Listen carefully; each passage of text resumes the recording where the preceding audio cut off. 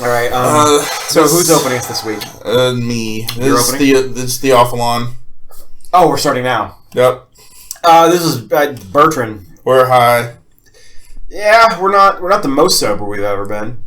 Welcome to a very special philosophy episode. Basically, here's what happened. I came over, and we were going to do our normal Bible episode. But then we started talking about philosophy, and we got really into it, and I was really worked up, and then we started smoking, and then we started talking, and it was a really interesting conversation, and then I was like, oh, hey, why don't we just record this? So that's what we're doing today. Raw and wriggly. Didn't like that. It's from Gollum. Oh, right. Give it to me. I can't do Gollum. Hobbits, no. Hobbits, yeah. It's like Elmer Fudd trying to do Gollum. So here's what happened, folks. I sometimes, because I'm a foolish person who hates myself, get on Reddit, and specifically philosophy Reddits, and I do stuff on there. And you know what? I'm so fucking sure, Theo, I'm so goddamn sure someone in the Ask Philosophy subreddits has it out for me, because my shit always gets taken down from there. And once or twice, maybe I wasn't like fully formatted to the rules the way they wanted, but mostly I think it was pretty much spot on. But anyway, I got on Ask Philosophy today, and I responded to someone's question first. They asked, specifically the question was something to the effect of, can we get morality without a god? And I hopped in the comments, and I said, I can answer this for you, but first I have to get a clarifying question. People use the word morality in different ways. How are you using the word? And my comment got removed because they said that the rules are either that it has to be an answer or that it has to be a question, but then it had like an additional thing that like if the question isn't relevant enough, it'll get removed. And I feel like my question was perfectly relevant. Perfectly relevant. The fuck? But they removed it. They were like, it doesn't count. I'm starting to think that someone hates Wittgenstein on the moderation teams on those Reddits. See, that's where I think you should just answer and assume possible definitions. Well, sure, but the problem is that gets exhausting. I mean, the attempt to write down every possible definition and way people use that word is exhausting. But I think it's Thomistic. But anyway, in response to my frustration of getting my comment deleted, I was like, fuck it. I'm going to make a post on Ask Philosophy, and it's going to be a genuine question that I have, but one that is maybe a little bit antagonistic in some senses, but not really antagonistic so much as just like maybe frustrated, maybe the way to say. But functionally, my question was something to this effect. So in philosophy, there's this thing called the is-ought distinction. I don't know if Hume was the first person to come up with it, or if he just has like the most famous bit on it. But I can see Hume coming up with it. Yeah. So hold on one second, folks. Hitting that good kush. Skunky Jack, to be specific. Anyway.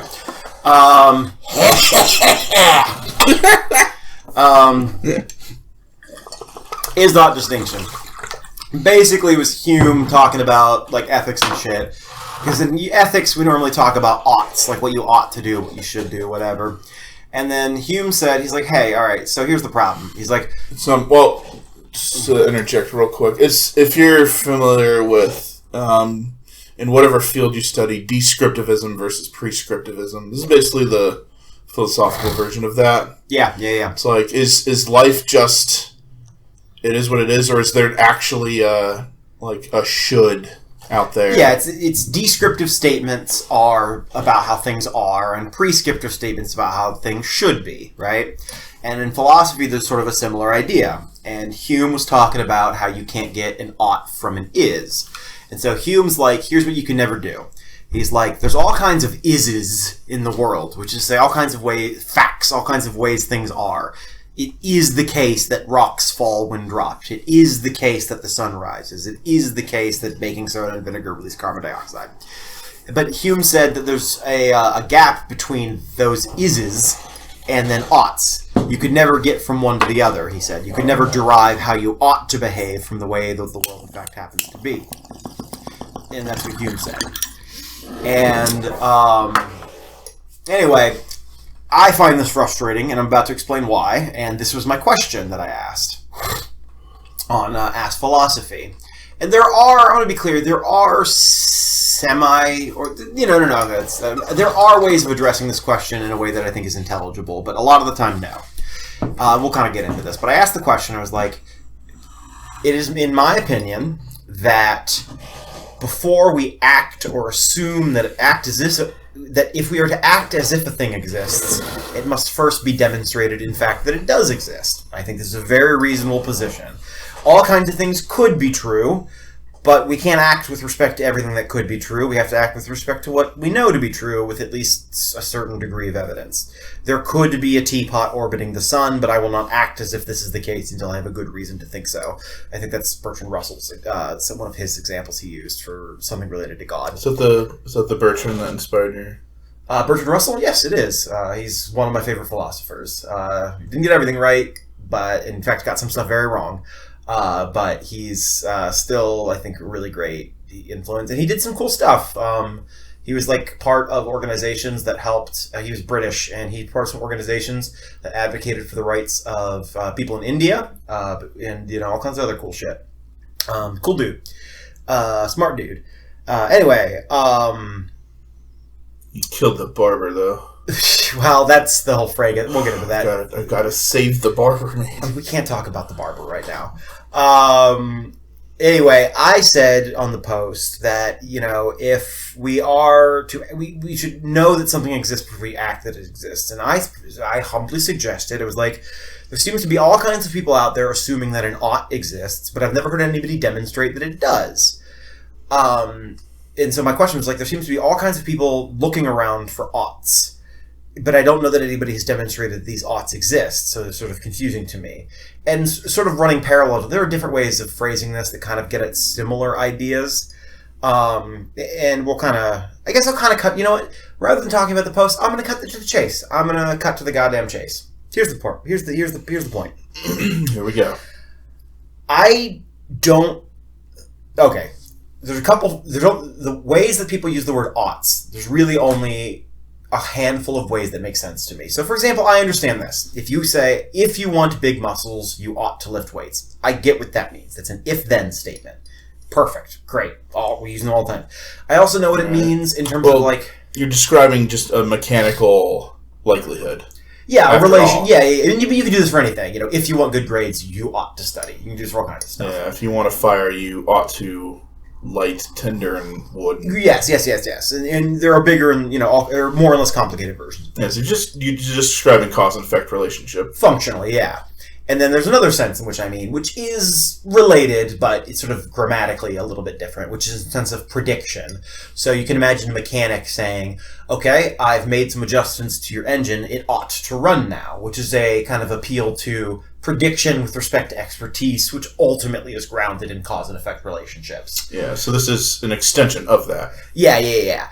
And then maybe there are some other versions of that maybe... I can't think of any others off the top of my head. There may be. But that's about it, right? That I can think of that kind of is a way of using that word that makes sense in my head, right?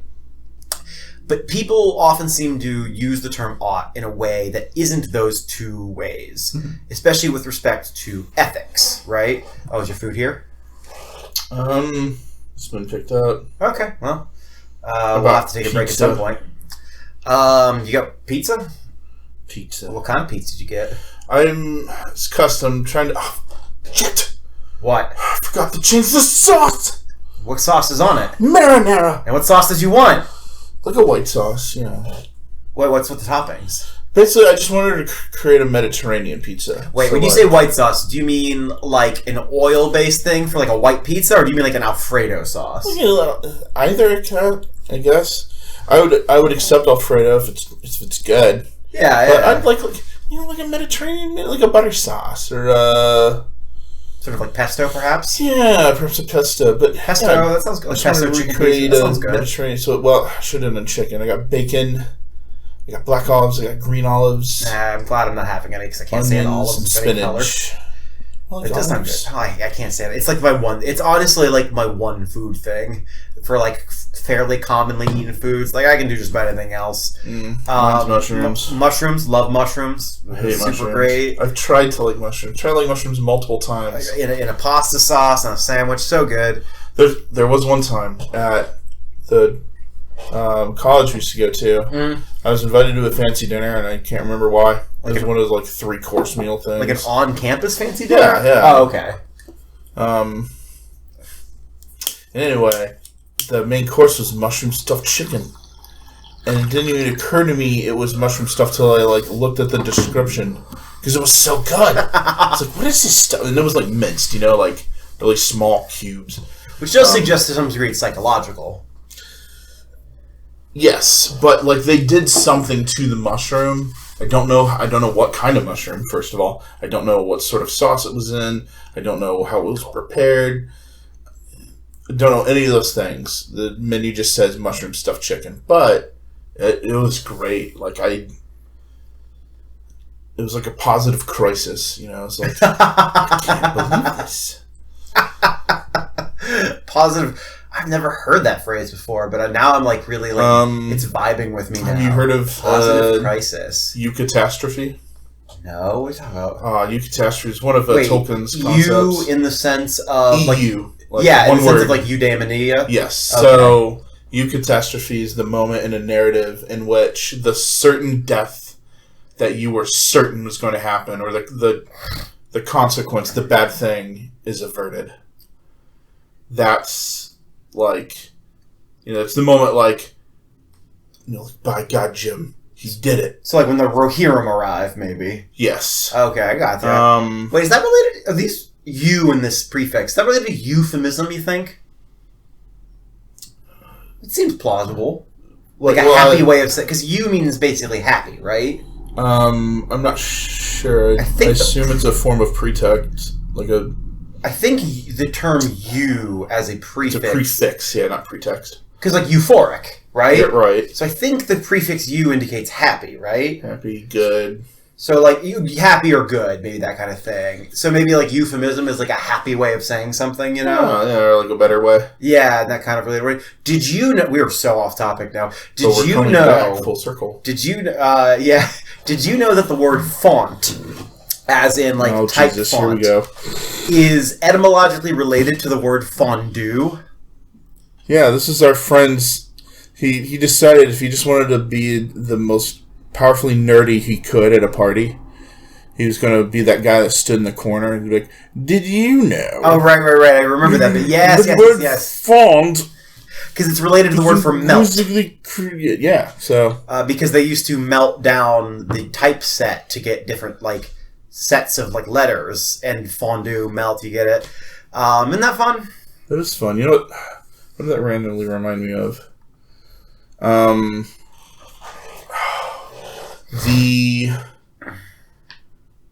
The width of trains is directly related to like the size of a horse. Or not directly, but indirectly. Tangentially, perhaps. Or what's the term? Transitively, perhaps. So what happens is, like, I think that's how I describe it. The horse pulls the buggy. The buggy has wheels set a certain distance apart from each other. And it's based on how big the horse is, right? How big the wagon can be. Well, standard wagons, that would fit standard horses, had, like, specific width, and train tracks ended up being designed after that, I guess. Well, that makes sense. I might be butchering this entirely, but... No, but I kind of get what you're coming at. I kind of get where you're coming at this from. Yeah, I can see that. Like, conventions for one thing, depending on another thing, all the way back. Ooh, okay, hold on. So for trains, it's theoretically arbitrary. You could imagine a different world where trains are thicker. Although I suppose you could also imagine a world where horses are thicker, but... Is it, though? Because I think... So, what would a bad... Like a super narrow would be like, you can't have train wheels a foot apart. It's gonna fall over. Sure. But then, I mean if you make it super wide, it's arbitrary within a range, perhaps. Like within an acceptable. You could imagine a world where it's probably a half foot thicker or a half. Right, foot but thicker, I wonder if you could isolate the median thickness, or at least the thickness that results in the fewest logistical problems. Can I tell you a cool thing that I found out? Yeah. I was reading up on the history of pencils the other day, and as you do. Okay, I always say this. The history of common everyday items is actually a beloved mini topic of mine. I think it's so fun. Because it's like, people are so enamored with big history, like the battles and the generals, and that stuff's cool, don't get me wrong, I'm totally here for it. But I also think there's a unique joy in like, hey, where the fuck did pencils come from anyway? Anyway, so it turns out that way, way, way back in the day, I'm not going to remember the years, I think maybe it was around the 1500s, but many, many, many hundreds of years ago. They didn't know how to make sticks of graphite like we know how to today, because modern graphite and pencils is made from like a powderized graphite that they like form into a rod, basically. But we didn't have that technology originally. And so they had to find, I'm going to get some minor details of this wrong, but I'm pretty sure I'm getting most of this right. It was just like a couple days ago I read it. We had to find raw whole chunks of graphite naturally to get rods of them, basically, because for some reason we could only extract it as a powder or derive it as a powder from other sources, and we didn't really know what to do with that yet or how to do that, something to that effect. The point is that we couldn't artificially create pencil rods. We had to find whole chunks of graphite in the earth and then carve them down into rods, which was extremely rare.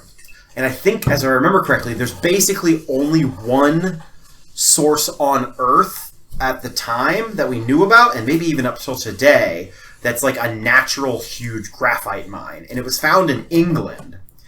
And the crown actually seized the mine because it was so important. And get this, in order to prevent... the crown had like a monopoly on pencil making, basically. Right? Fun, huh? And get this, is your food here? Ooh, nope, it's my friend. To prevent thievery from the mine, they would actually just fully flood the mine when it wasn't sort of in active use, and then they would drain it somehow to allow access to it. And it was a huge deal. I think it wasn't until during Napoleon's reign that they France put out some sort of plea or contest or ask to see if someone could develop another way, like an artificial way. We're not supposed artificial is a strange word to use there, but basically if we could come up with some other chemical process to make graphite rods suitable for using pencils, and someone eventually did. So I think that's really cool. All right, I am back. Sorry, I had an important phone call I had to take. Friend of mine wasn't doing well. I was in the hospital. Oxygenation was in low 80s. Not COVID, something else. But he's okay. Yes. Oh, he's out of the hospital. He is recovered. Well, he's been dismissed. I don't know if at this very moment he's left the hospital, but he's on his way home. So. He's not medically required to be in the hospital at the moment. Correct. Okay. At least not for that reason. That's good news. We kind of got off track with the topic. Is it okay if I bring us back around? Bring us back around. Okay. My point being is, cutting to the chase, as I said earlier, I don't think we gain anything by using the words ethics or using the word ought in an ethical sense, really.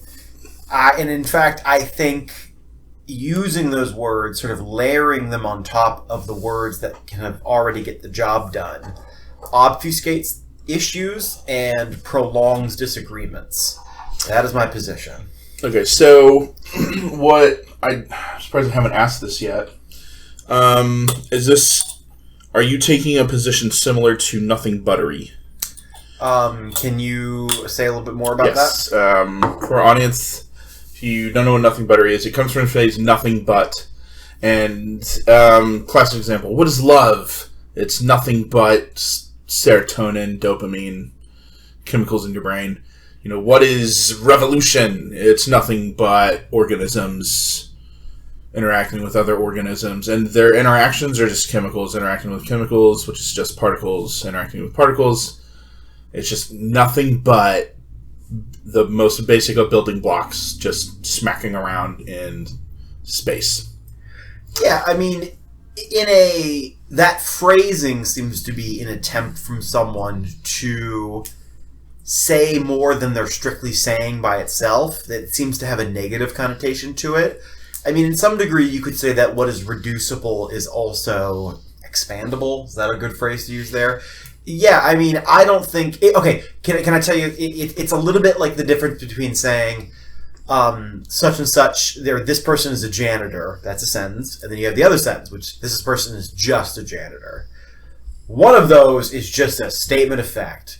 The other one kind of carries a degree of judgment about it, right? If that makes any sense. There's connotation to it. So, yeah, I mean, I mostly agree with Wittgenstein's arguments in the direction of that we can't really meaningfully talk about metaphysics for the most part. I don't really think we can do much with metaphysics. We can do maybe a little in some edge cases.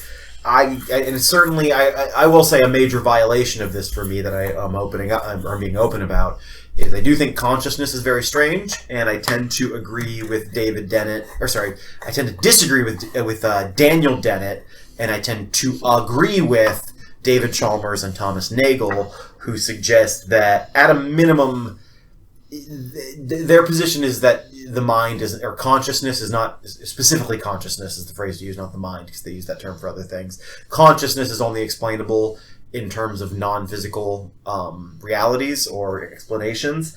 We can haggle a little bit about what we mean by physical, because in some sense you can just argue, it's like one of those weird things where people are like, oh, ghosts aren't physical. It's like, yeah, but you can see them, so like they're interacting with my retina somehow. So it's one of those weird, like, what's physical? Like, you can be like, oh, angels are just different physics or whatever. Yeah, so you can pull that move. Well, to answer your question directly, I think with respect, especially with respect to ethics, well, actually, except for a few edge cases, I think mostly what we can talk about is the physical world, which is to say particles, fields, and their behaviors. So yeah, I think with respect to what we can talk about, like, I think we can just talk about the behavior of particles and how, and then you can take that up, physics leading into biology, leading into psychology and sociology and all these things. Like, yeah, I acknowledge I acknowledge the idea of, like, what are sometimes called emergent characteristics, maybe. Like, sure, I agree with that. I don't think... But yeah, I do agree with this. I think this is fair. If you were an infinitely intelligent being and you knew the location and all the attributes of every particle in the universe, with that information by itself, you could derive every other fact about the universe except for maybe consciousness. Like, you could figure out who loves who. You could figure out who hates you. You could figure out biology. You could, in fact, if you knew all these facts, you would know. You could predict the lottery. Yeah, you could do anything you want. You could predict the future. You could do anything you wanted. You would know the future perfectly. Right. So this is that definition of ought that we originally stated, which is just a series of cause and effects. If you know every particle and you know what every particle is doing, then it'd be a lot of math and it'd take you a lot of time.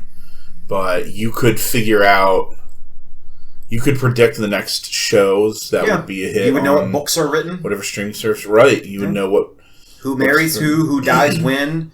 You would know everything. You could predict the entire history of the universe. And if you knew also, information is reversible. You could know the past as well. You could deduce based on its current trajectory where it was in the past. Mm-hmm. You could figure out every mystery that's ever happened. You could know every lost book. You could recreate the Library of Alexandria. There is those things. There is a theory though that black holes fuck this up. Black holes do erase data. Yeah, it's weird. It's real fucking weird, actually. I saw a meme of all things that informed me that the surface area of a black hole changes, but its volume does not. And what happens is 3-dimensional information is converted into 2-dimensional. And it started if I'm remembering this right, and the first time maybe it's the first time I heard of it. First time that struck me with any significance, certainly, but the quantum hologram theory. Yeah, I wish I understood it. I don't understand it at all, but it's real interesting. It's like that something about black holes suggests that our universe is a hologram or something like that. I don't know what a fucking hologram means in this context at all. Like, I literally understand. You might as well be saying the magic beans cause happiness to happen in the unicorn. Like, it's pure fantasy. You want to know a sneaky? This won't be the case. Like, if I die and go to heaven and learn how the Earth actually works, the world, this probably won't be the case. But if it is, it'd be the joke of forever. What if, like, particle physics and, like, astrophysics, like, at some point the math just starts to break down and it gets all confusing weird, because that's just to prevent us from figuring out how the world actually works. It's just a red herring. Like, physics is a trick. Yeah, it's just an infinite pursuit. Just how much further down can we look in the microscope? How much bigger can we look with our telescopes? Like, it's just red herrings on either side of reality. Not in a cosmic sense, but I do like the idea of a world with wizards in it that, like, are casting spells on, like, there's a team dedicated to this at, like, CERN or something like that, and they're like, we make them think that physics is real, but actually the universe runs on magic. Well, I'm more thinking like the real reason rocks fall is because we cast a spell on the Earth, and that's why gravity exists. Well, 2 thoughts about that. First is, it's more the sense that, like, some being, God or whoever, is running the universe, and, like, black holes and just the weirdness of quantum physics are his, like, that's just the DM bullshitting. Well, it does remind me a little bit. That's just the DM of that campaign, just like, don't worry about it. Well, you remember Hume's problems with cause and effect, that you could never technically observe it? Like, you pull Q hits ball travels, hits other ball goes off, and you say, oh, one caused the other. But you could never... It could have maybe been random. You can never directly observe, even know how small you get. I mean, again, maybe there's some like high level physics shit that I don't understand. Well, once you get to Hume, you can just lay down the ultimate, which is, can you trust your own the narrative you create of your own reality? I mean, right. I mean, he said at the end of the day, you can't know anything. Right. Well, you can. I mean, arguably, you can know you exist. You can pull that one, obviously. No, he even that. That's the one where it's like, damn, he's like, wow. He took everything by the jugular. He's just... What was his argument against the cogito? You observing and you being observed are... There's no way for you to argue those are the same thing. There isn't a you. We're just a... How this would be more advanced is we're just a collection of mental faculties that happen to be working in concert. It's like there's no song. There's just air going through pipes. And if they produce a noise... I don't know. I mean, this almost feels a little 5-sided triangle to me. Like, maybe not quite that bad, but like... Just a 4-sided triangle. Well, but like, how to express this? So it seems... And this is an interesting question. How do we talk about the relationship and or difference between an experience and the experiencer, right? Because in some sense, the experience almost seems brute. Like, it's a weird thing of like, I don't know, because like I'm looking at this glass on the table, right? And we've got this sense of the world that there's a glass and there's a me, and the glass is affecting me, and that's why I'm having an experience of it. And then even kind of beyond that, almost like extended tangentially, we have this idea of there's the experience of the glass, there's the visual of it, which technically is just color. The answer is interesting. Technically what I'm just seeing is shapes of color, and then I layer an understanding on top of that that says glass. I'm not actually even seeing it in 3D. My brain's telling me it's 3D, but you don't see in 3D. I mean, you kind of do, but like it's flat from a certain perspective. It's just, but then there's the other question of like, maybe it's just a raw thing. Maybe there is no experiencer. Maybe there's just because like, it's one of those things like dismiss the idea, how to express this. By the way, I should say, I don't necessarily agree with Hume that the experiencer and the experience are different things, and therefore, like, I don't go that far. Like, I do think cookie to ergo sum. But it's true. Almost by analogy, a television screen can be showing a video game, even if no one's looking at it. I guess in a weird, and I don't know. It's weird. We're getting into weird questions of consciousness, though, because one of the weird things about it is my experiences seem unified. In some sense, the feeling of like the floor beneath my feet is somehow connected to the experience of this cup. But what's linking them? What's the thing? Is it just knowledge? Well, is knowledge the linker? I don't know. Well, so technically, if you want to get super ultra technical, we haven't observed the universe at all. True. Depends what we mean by the universe. So to explain, when we say like, how big is 3 feet? You know, we think, well, that's 36 inches. You know, we measured that. When we measure it, we're looking at, you know, the line on this measuring stick seems, you know, goes here when the beginning seems to be here. If you become more technical, like, you know, how far is 36 inches, and you measure it out to this many, like the distance light travels in so many seconds. That's all just math, and math is just an abstract, rational system whereby we adhere quantities to real world things. So we've only ever interacted with the quantities, the math, like, maybe more quality. I mean, okay, but you can say this by analogy. Imagine you put, this is going to sound strange, but imagine you had goggles that had video cameras on the end, right? And a screen on the inside, right? And you put them over your face, right? Like from The Incredibles 2. I haven't seen that, but sure. Alright, spoilers. The main bad guy hypnotizes people, and she does it a tricky way once by you have to look at a screen. Her name's Screenslaver. You like that? Like that pun? Yeah, you do, you pig. Anyway. You rat fuck. There's screens on the inside of these goggles that she slaps on people, and then she can control them. But, by the way, the movie never addresses the elephant in the room of like, oh my god, your free will was just taken away from you. That can be done with goggles.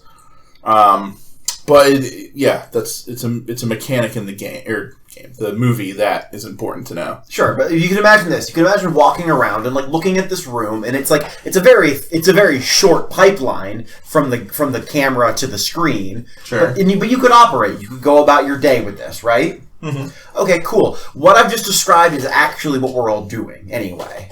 Your eyes are computer lenses, and then there's the pipe to your brain. You are trapped in trapped is a rude word. See, the thing is that we use negative words, but it's not trapped. It's just how we get around, right? That was always going to be the case, right? We're so inclined. No one's trapped in their car unless they're in right. water. But you get what I'm saying. But like, it's like one of those things like, your brain can't walk around on its own, but you want to. Like, it's one of those, you know. And it's so interesting. I immediately leaped. I need my meat suit. Right. It's so interesting. I immediately leaped into the negative. Maybe it's because I'm a negative person. Or maybe it's just because, like... Nah, it's because society applies a negative connotation to it for so long that we think that's the norm. Yeah, you're right. Because we think of ourselves as souls, like we're uncomfortable with the idea or something like that. Mm-hmm. But anyway, my point is, it's like, yeah, that's true anyway. You know... But it gets into a weird question of what you are. Like, am I a bundle of nerve fibers? But then it gets into, like, weird questions of... I mean, again, questions of consciousness. We have zero idea how... Because it's so... And the interesting thing about consciousness is it's so unexpected. But, I was just saying, this is kind of Chalmers' thing. Like, you can imagine a universe that physically... Every particle was identical to ours, and no consciousness. That's like a thing. I could imagine that. Why not? It'd be easy to imagine. So the fact that it's here is like, what the fuck is up with that? Well, so what's weird too is that it's only proof for you. Oh God, hell yeah. You know, I suppose you could be solipsistic and be like, I'm the only one that's real. Everyone else is a figment of my imagination somehow. You know, to which I'd say, well, clearly there's some part of your imagination you're not familiar with, because a bunch of stuff happens in life that none of us could predict would happen. It's like, where does that come from? Right, at a minimum, you don't have... you mostly don't have conscious control. Yeah, if things happen that you didn't know were going to happen, you have to admit there's something else besides you. At least when it comes to consciousness. Or at a minimum, yeah, well, that's the interesting thing, right? Is like, is your mind and your... Because, like, you have access to your immediate... you have access to your mind. Can you control your mind? And what's interesting is you partially... Like, in terms of just raw conscious experience, the thing that I recognize as a hand, I appear to... Well, it's a curious question, of course. Is are we controlling it? There's that interesting question. Is the control an illusion? But at a minimum, I can predict it, which is interesting at least. I know what's going to happen before it happens. You know, I was thinking about that's interesting. The other day, I watched. There's this great, awesome documentary called "A Trip to Infinity." Get high and then put that on. It's about an hour, and it is just so good. Well, someone points out this concept of like the thought experiment they use is, let's say you have a magic cube. It's like foot in each direction. And inside it's an apple.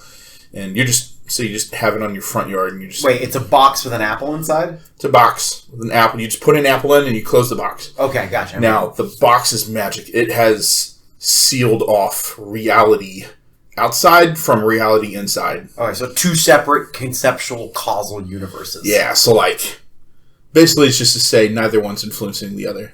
Now, is this so far as even extending into logic? Like in this world, in that world, could a five-sided triangle exist? Same physics. Okay, same physics. Gotcha. Okay. But the physics are entirely even the gravitational waves. Gotcha. So you could put the strongest. You can't. Radiation can't get through this thing. You could put a nuke on this. So thing. yeah, just imagine an isolated universe. It's only a foot diameter. Gotcha. Length with height, and inside it's an apple. So what happens? Well, the apple and presumably some of the bacteria that were in the air when the box was closed, they degrade the apple. After 100 years, it's just dust. After trillions of years, it's just basic particles. Eventually, you will have arrived at every possible arrangement of molecules inside of the box. And so only repeats of previous arrangements can ever exist. And I'd like to see the justification for this because I'm not sure it's possible, but I said eventually it might take trillions upon trillions upon trillions of years. Like trillion to the trillion to the trillion power, just a ballistically stupid number that we can't imagine years later, but you'll eventually get back to that apple. What do you think about that one? And, well, to complete the thought, I was thinking, that means... So, what it's saying is any universe is possible, because we're just a bunch of apples in a big box. Well, but I'm trying to think about how... Because the issue is... this. I mean, I guess I'm not a physicist, so maybe there's some element of that I'm just straight up missing. But, I don't think... In my head, I'm trying to say, I take two pieces of wood. or let's take a bar of steel, and I snap it in half, and then I put it in by itself in a separate universe. I don't think even any amount of time will cause it to refuse into one piece of bar. Well, one of the people on the documentary, because they interview a bunch of scientists and philosophers and mathematicians and physicists, one of them said, there will eventually be a universe, again, trillions of years from now, or perhaps trillions of years ago, I don't know, where all this will be happening in an elephant, like a miniature elephant just pops in front of me.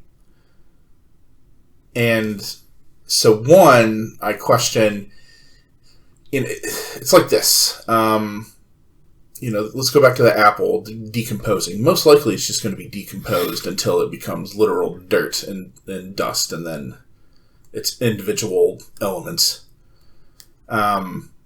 At no point do I think it's going to spontaneously become like a tea set and then go back to being, dust. It's like, I don't think every possible arrangement is possible at any given time. You know what I'm saying? Yeah, I guess. But there's a question: when you say a separate universe, is that literally the only things in the universe there? Because I feel like you would need some kind of outward force to act on the particles to turn them back into an apple. An apple, because the bonds between the molecules have been broken at that point. You need something physical. But again, there could be some shit that I'm not... And I think there's some shit that I've heard about how in a vacuum there can be kind of weird emissions of particles or shit like that. It's not my field. One guy was explaining how at some point the elements break down on a subatomic level to the point where just explosions and great heat begin to happen. It's literally small particles are just smashing into each other, and it's just atomic blasts. It sounds like something good. Yeah, sure. Why not? Why not? But again, all my expertise, to my brain, you might as well be fifth level evocation spells can be counterspelled only by sure, yeah, great, cool. Why not? At some point, it seems the documentary suggests any possible reality is possible at any possible time. I mean, at a minimum, I will... that the tree doesn't need to grow to recreate the apple. One day, the molecules will just randomly be in position to be the apple. And it will, even if nothing else, it makes sense that, given an infinite number of potential universes that are randomly distributed particles, you would get at basically any version of anything. I guess it's there's a few video games. There's a thing they try to work out in video games, and I mean they've been trying to work out for as long as video games have been around. Occasionally, a game will come out where mechanics were just looked over just enough, or the weirdest mistake was made, and you can screw yourself over. You mean a soft lock? Is that what you're talking about? I mean, what's an example? There are lists of this you can look up. I think the channel Outside Xbox will have these occasionally lists of... It's games where you can do stuff in the game and prevent yourself from winning the game. Yeah. I think there's soft locking and hard locking, I think they're called. I can't remember. I haven't heard the term. But example is, I think in the first Metroid game, you could technically get to an area where you needed a special power to get out, and you could get there without the power. Oh, gotcha. Yeah. Now, assume the game exists outside of physics. It has its own system, its own set of rules.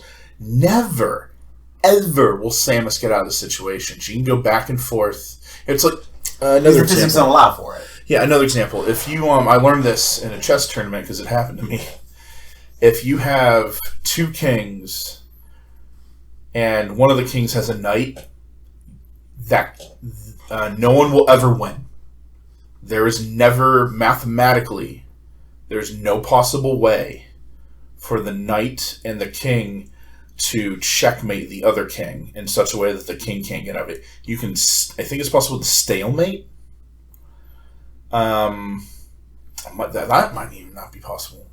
But yeah, so according to the rules of chess, there's a you can lock yourself in an eternal system. Sure. Where you'll know neither side will ever win. And I think that about physics too. Like, just because, there could be a teapot floating around Jupiter, I don't know if the system will ever exist that puts the teapot around Jupiter. Maybe. But again, given I suppose if we create, given enough iterations of the universe, yeah, I suppose if we, and enough time too. I hope someone does it. Does I what? hope in like 300 years, when we've done better with space travel and we're flying past Jupiter, someone chucks a teapot. Oh, I hope we spite. I hope when we get in high enough level of power, we just spite do shit all the. I can't wait for someone to genetically create flying pigs. I can't wait. I think that'll be great. I don't know how long it'll take. It might take millions of years, billions even. But if we're around long enough and we get like true Star Trek technology, can't wait. Follow up. We're talking about like consciously moving our arms. Can I tell you a world building in game kind of like magic system idea I had? Oh yeah. So telepathy, people conceive of it in different ways, right? I thought it'd be fun to think of a world where telepathy was just people opening their minds up to the point where they're like, oh yeah, no, I move the truck with the same exact mechanism I move my arm. It's like a system where it's like you only like it's all your conscious application, and it's like one of those things where it's like, yeah, what we're technically doing is using our consciousness to affect our shared consciousness. Well, I mean, think about the Matrix. Similar there idea. is no spoon. Yeah. You haven't been moving your muscles either. Yeah, exactly. It's very very related. You have to such a degree that. And that does raise the question, and I thought of it before, in practical terms, I'm basically a materialist for the most part these days, with respect to what I think we can usually meaningfully talk about and discuss and iterate upon and think about. But I will say this, it's also kind of fair to say in a weird way that like pure psychism is arguably more immediately justified than materialism. We can't, like, technically we never see stuff. Technically you only experience, kind of by definition, really. So it's one of those weird things where, like, arguably I have a reason to think the mind exists. I can't actually prove anything that isn't the mind exists. But magenta doesn't exist. Yeah, it's like a fuck up with our cones and rods and shit, right? Yeah, so there's so red is on one end of the light spectrum, blue's on the other. And light principles and color, when you combine them, you get magenta. But those are different waves.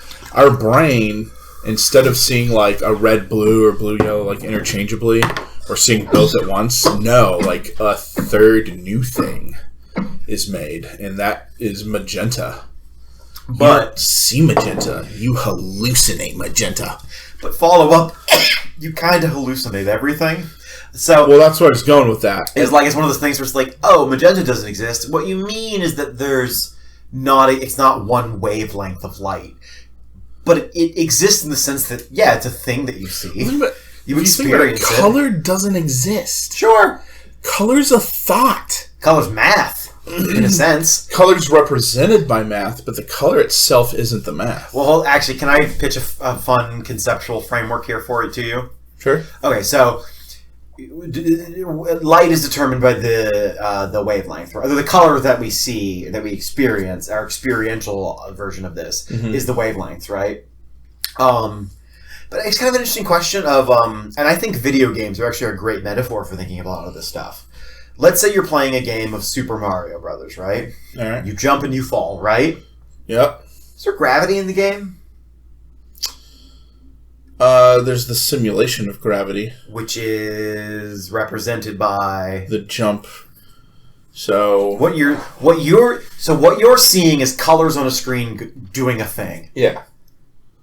Okay. And your brain goes, oh, that's what gravity is, right? Yeah. And what's really happening is math. And even in a more direct physical sense, it's particles moving around inside the game or whatever like that. Right. But it's represented by math, right? It's an interesting question. I wonder, imagine a version of our universe where, and it's not even in like a direct Matrix-y kind of way, but more in almost a I don't know. I don't even know what I'm getting at really. But like, what if? I'm really trying to express this. I'm really trying to express this. I don't know. What if it is math? Yeah, I think you've expressed something like this. What if it is math somehow? What if we're just what if we are math happening? We're just math experiencing itself. What if somehow the universe is math, man? Well, here's a thought I've had. I mentioned earlier when we were talking downstairs and not being recorded. Thought of the possibility that, or I said the phrase, in order for something to be rational, like it has to be based in existence. Or at least possible existence. Yeah, for something to be meaningful, it has to be like distinguishable from other things. In order for that to be the case, it has to exist, as apart from something else. And even the abstract that applies to, Christmas Day, December 25th. No, it's not. We made that shit up. There's no such thing as days. But however, I will say this: at a minimum, the patterns of particles in our brains that correspond with our concept of it is a mathematical fact that the particles in our brain move in particular ways that somehow encodes for the information that results in the concept of days. So well, I guess what I'm saying is, even if the nature of the particles of reality is different from the math we currently have about it, the math itself is still a rational system. Mm-hmm. So let's say we just have atoms. Forget subatomic particles, forget just the rules we know about atoms. You could create this world. Go ahead. Yeah, so now the math tells us there's more than just atoms, but the point is, if math can be rationally applied to it, technically we are, like in a weird way, we are math happening. Well, because it's a rational system that happens, which math can be applied to. Well, it's a weird question you're getting into, because I've asked this question before. I've actually gotten on science forums and asked this question. I was like, okay, we throw these, because we throw these words around a lot, right? Like wave particle duality, and people are like, oh, it's a particle, and I was like, okay, but then what's it made of? It's made of particles, and I was like, okay, but and I got on a science forum, and I was like a physics forum, I was like, what's a particle and what's a wave? And there are a bunch of people like, well, all right. And they're like, and because the common conception, oh, particles are like little balls, that's what's in our head. Mm-hmm. And then someone was like, yeah, it's none of that. And they were like, the truth is, and I'm going to explain this poorly, but at the smallest level, we have no qualitative way to describe the realities we're talking about. We have only mathematical ways. So for example, I think I'm gonna explain this poorly, but electrons, I've gotten weird double answers about this, because I've asked some people, do electrons have a location, but we just cannot know it, or do they not have a location? And at least some people have seemed to indicate to me that, no, electrons don't technically have a location. They have a range of we can mathematically describe a range of potential places they could be. That's actually where Einstein splits off from modern, I shouldn't say modern day, because I think modernism refers to what the 1700s. Contemporary, I think we use. So contemporary physics would say that, or Einstein would say the electron knows where it's at, whereas contemporary physicists would say no, even the electron doesn't know. Okay, so I was hoping I was explaining that right. I'm worried that I've talked to scientists, I'm worried if I talk to real physicists, they'd be like, no, you're making up mystical bullshit. The electron has a location, we can't just know it. What if God's just a DM and he's like, I don't want to think about this shit. If you observe it, it's different than if you don't. Yeah, that'll keep him fucked for right or whatever. But it is one of those years. I think I'm right when I say that at the smallest level, we don't really have qualitative descriptions for things, only quantitative. If I remember correctly, I believe, for example, there's a concept of spin and or angular momentum for certain small particles. Oh, that's and true. Yeah, I've tried to look into it's a different property than spin is a different property than charge, I think. I've asked people, I've tried to understand, what's charge? What the fuck do we mean? Literally, what is that? And the most answers I've got is well, we can't really qualitatively describe it. We just have a series of equations that describe its behavior. Because at a certain level, we don't have a camera that's small. Small. Cameras have to be made of atoms. Well, that's why we could be math just happening. Because what is this weed grinder in front of me? I can say it's an object, say it's made of metal, it's probably coated with a few things. In the raw sense, what it is a blotch of color. What do I know about it? Well, I could say, it's this wide. Well, is it, or did I assume it's that long based on a measuring stick? And the more I go down, the more it becomes I can't see it anymore, and I rely on the math. But that's all it ever was. My brain's just able to make sense of a part of that. And so I see, quote, feel, quote, this thing. But really, that's because I can't see and feel the actual math of it. That makes sense. No, I get what you're getting at. Crazy. And can I share... We do have to tie this back around to morals at some point, but I'm having so much fun. Don't. This is our podcast. Well, it's not theirs. Fuck you. Why are you hostile to the audience? Audience, we love you and appreciate you. Because I'm real punk. I'm not, by the way, I feel like punks have a sense of toughness. I do not like confrontation. What but fuck the police. I'll say that. I'm trying to get my point out. Not to their face. I'm not confrontational. Trying to get my point out. Events. Arbitrary distinction. When. Event. Begin and end. Cool. Okay. Yes. You knock over a series of dominoes, right? Yes. When did the event begin? Well, alright. If I wanted to be... I assume you want to be hyper-technical or as technical as possible? As technical as you want. Supposedly, there are things called Planck's lengths and Planck's seconds, which are the smallest possible increment of those respective measurements. I actually we don't even need to get as technical as you're getting. I get where you're getting at. But, so you're saying... So at some point, I have to define what action constitutes the start. Yes, but you only do that really... That's kind of in your head to some degree, right? I suppose, but I think there are some... What you're doing is you're picking out certain particles in the world and their behaviors and moments in time. Oh, how to describe it? It's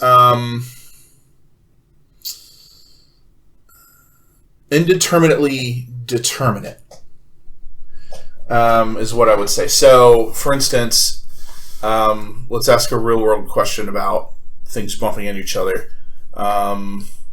When did the accident happen? When did car A hit car B? Problem we have all the time. Well, we can determine, it's probably that event where the bumpers seem to first touch. Now, you can then dive down and all right, where's the electron field of this bumper versus the electron field of this bumper, the outer molecules of either. And, but we don't give a shit about that. Because the human creature can't,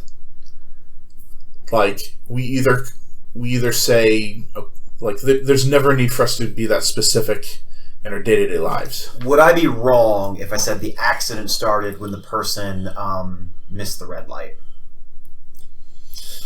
I suppose it depends on how broadly you define accident, because you could technically argue the crash is a result of an accident. Sure. And so an accident begins once an error is made. Sure, you could. Or here's perhaps even a better example. When's a party start? When I walk in. I'm going to admit I've never set someone up so much and seen them spike the ball so well. Truly didn't mean to. Literally, it's as if I'm trying to express how wonderful that was. It's like if you were... I was trying to say this.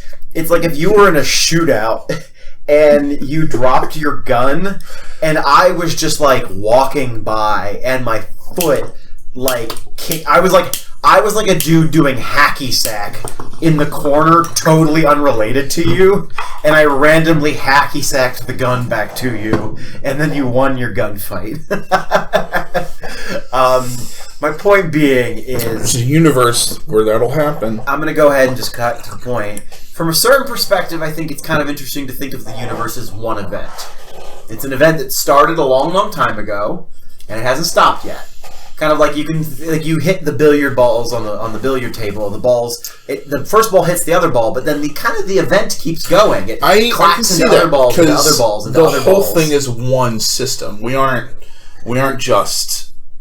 You can look at it as systems detached from each other, like solar systems detached from solar systems, but physically that's not true, though. Technically, gravity there's theories that gravities from other universes affect the objects in this one, let alone objects within this universe. But there's an interesting... So you know how we have a concept in evolution of a common ancestor? Mm-hmm. You can take that down to the physics level, too. So you know how it's... to be specific, technically every living thing is related to every other living thing. Go back far enough. Yeah, there was the first living thing. Sorry, yeah, technically we're related to amoebas somehow, eventually, right? All right. But physically, that means every motion has a common motion ancestor, if you think about it. The Big Bang.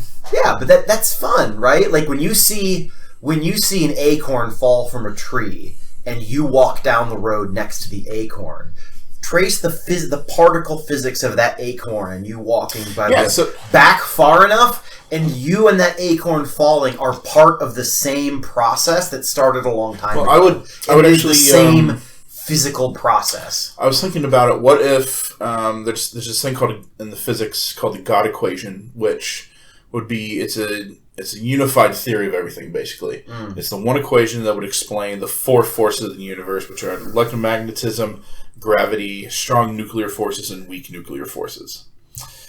I was thinking, okay, what if the formula uniting those things, it represents each of those as just a single variable. We're just, and you could plot that out, we're just one of a certain number of possible universes based on those variables. But shit, there might be universes where there are 16 forces in the universe. There are 23 billion and 82 forces in the universe. We just happen to be one with 4. You know what else is fun? I think we've talked about this before. Gravity is infinite in every direction. Every piece of mass in the universe is tugging on every other piece of mass in the universe. And that fucks with me all the time. But people don't freak out about it. That's great, though, because that means it truly is one system. Yeah, no. It literally, mathematically... I'm looking at my hand right now, and some dude in Australia is brushing his teeth, and the motion of it... Because the strength of gravity is related to the distance between the particles, if I understand it correctly. Distance and the mass. Yeah. Although... Greater masses can just be divided into smaller masses. Well, yeah, but the point is the distance. Distance is a factor. It gets weaker with distance. So the motion of his hand in 3D space is applying different levels. My hand is being tugged on by that guy, and it's being slightly pulled to greater and lesser degrees as a result of the motion of his hand. Right. Right now, he's brushing his teeth, and my hand is being pulled to him. If there were 2 particles in the entire universe, and they were the opposite ends of the universe, given enough time, they'd meet up. Stole my thunder! What do you mean? I was going to say that! Well, yeah, it's cool! That's why I was going to say it! Well, say something else cool! Ah, jeez. Alright. Come on demand! Right now! Let's bring this full... So, one, when it comes to possible universes, if it's true that, any random thing could happen, like elephant just appear in front of you, not because of physical forces leading up to that, just because, boom, particles there.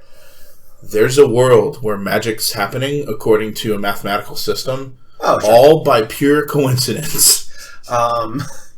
I like the idea of, you know how in old PC games you would hit tilde to bring up the command console to type in what if spells are just that? Spells are just command console glitches for the physics of the universe somehow. It's like, set physical heat of Can I pass these that? air molecules to 2,000 degrees. Yeah, that's what Fireball is. Execute function Fireball. I saw someone on Tumblr. So whenever they were commenting on when magic is used for more realistic settings. So like, imagine you're working in an office and one of the employees is a minotaur and another is a elf, and the manager's a wizard.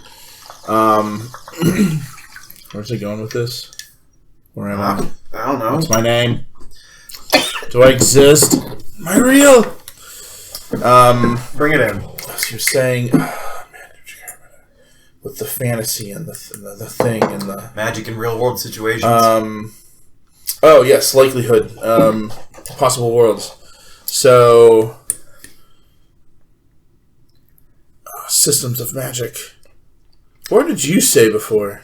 I said that what if magic was like console commands? Oh, for yes. Video games. Someone on Tumblr made the comment that the real world equivalent of that would be a programmer. Like, so wizard wouldn't be the manager; the wizard would be a programmer. It's an interesting idea. I feel like I've seen And things he would kind be of like, close to that "Oh, a I couple see what you times. did here. You got an accent mark above this rune when it needs to be above this rune. Yeah, I mean, But now that it's above this rune, you're gonna have to reflect on this rune. what little programming I've done has been involved a lot of like goddamn fucking missing semicolons or some shit like that. It's like, Yeah. line 40. But, well, I guess, it's kind of similar to that idea is like getting the runes right for summoning a demon, and if you fuck up like the half line crescent over this rune, the demon gets free and eats you or something like that. It's kind of it's just missing semicolons. Well, think about the concept of the devil being in the details. The more technical you get with a system, the more that's true. Like, what are you talking about? So, isn't the devil in the details mean like the bad stuff can only happen like when it gets down to the fine minutia? So I thought of an example you could do for a story. Let's say a woman has a failing restaurant. It's her life's goal to be a famous chef, and she makes a deal with the devil, and she says, "Give me the greatest restaurant review you can, like possible, and it better be convincing, and I'll sell you How my boring is this person? Are they that boring if they make a deal with the devil? If your deal with the devil outcome is a great restaurant review, I'm gonna make fun of you. This isn't a rational person. Clearly. Look, I'm not saying like this is a smart thing to do. Obviously, I'm setting up a Faustian bargain here.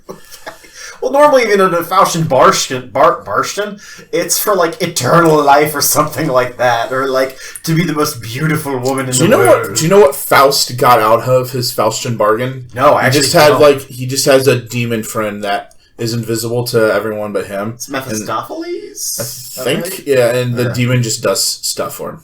Okay, but what's the Faustian bargain? Like, what's the stuff? He'd sell his soul for like ultimate power to bring about like prosperity and blah blah blah. Oh, well, that's okay, but that's cool though. That's like not. I thought you were gonna say he got it for like so he could like get his hairline back. What he ends up doing with it is just stupid pranks and like. Oh, so he becomes a meme lord with all power. Yeah. So I mean, to be honest, respect a little bit. Like I honestly feel like if someone was like, "You have shit," I have to bleep my goddamn name. If someone was like, "Hey, Bertrand, you now have godlike powers," like. I like to think that I'd be that I like save the world and do this. I'm pretty sure I wouldn't go crazy evil with it, but there's a better than 50% odds that I do just fuck with people most of the time. Well, anyway, yeah, go ahead. This person asks for like an amazing review that'll put her restaurant on the map. Okay. And she sells her soul, and then what happens? Because the devil's in the details. The restaurant gets a little better, and then it fails and crashes. And then the review comes out. Okay, so she didn't put appropriate constraints on her request. Yes, and it truly is. It comes out as part of this, like, biography, like, timed as a a piece on it or something. Or maybe it's just a new story. But anyway, this guy says, it's the most lovely restaurant I'd ever been to. It's the happiest moment of my travels. Was this restaurant, and now it's gone. And now the devil's won her soul, or we make it even more tragic, where the restaurant starts to do good, and then it catches fire, and a bunch of people die. Oh, that's a great one. The devil wins, yeah. So when it comes to like things like spells and math and stuff, the more technical you get, the more precise the outcome. Obviously, I wish for a pony, kind of pony. I wish for a big pony, but still pony level. I wish for a brown pony, but the more technical you get, the less the devil can screw you over. Well, if reality is ultimately just a matter of where certain particles are at any given time, the most technical you can get would be to describe to the devil, God, it'd probably reach some distant planet, the stacks of paper, but you'd be like, I want these molecules arranged in this way. Can I piggyback off this into something fun? Yeah. So you know how we're both fans of SCPs, right? Yep. There is an SCP where it is a desk you can sit at, and when you sit, I'm going to get some details of this wrong, but when you sit at it, you have an experience that no one else is having. Like, you mentally jump into a world that only you can see. Okay. And basically what it is it's something like you start to hallucinate. I think it's a court case or like a legal negotiation, and it will just go on, and if you lose the court case, something bad happens. I can't remember what. And they, as an experiment, they get the SCP Foundation gets their head legal expert to sit down in it, basically. And he sits down in it, and he basically goes catatonic for some ridiculous period of time. I think it's 6 months maybe, or something like that. It might be 60 hours. I thought you were going to tell me millions of years. Right. No, well, it's either I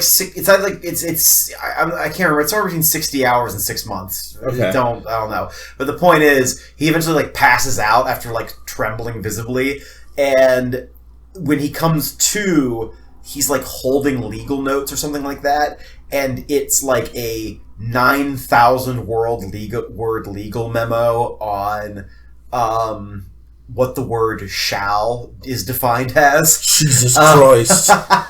And there's a handwritten note in crimson ink at the bottom of it that says, "Come back anytime, I haven't had so much fun in years." That shit's wild to me. Isn't that crazy? I love it. The technical realities behind what we see are so there's so many levels to them. There's so much complexity to it. I actually remember more details. It's a wish bargain thing. So you ask for something, and it asks for something in return, and you negotiate a contract, basically. You sign off on it. See, that reminds me of I very loosely followed Supernatural, the show. Mm-hmm. But I remember, because I would hang out at college all the time, and I lived really close, so I'd be there all the time, and then, at night I'd come back, and one night I came back, and there was my mom in the middle of watching an episode, and it's where, you'll have to correct me on names, Crowley, I believe, is making a deal with one of the Leviathans, the Leviathan leader, and they're making a deal, and the legal... the ramifications and paperwork span it's thousands of pages. I love that and shit. And I remember Crowley saying, I think it was Crowley, it's my favorite part, the technicalities. And they end up making one correction on the definition of the line between America and Canada as pertains to souls or something. That's very funny. Yeah, so they think of these just trillions and trillions of hyper specific realities. And I will say, I did have the thought, this is something Noam Chomsky talked about in his critique of AI, mm-hmm. where he said, AI, we're trying to do something more ground up, where we say, so think about an AI trying to have a conversation with you.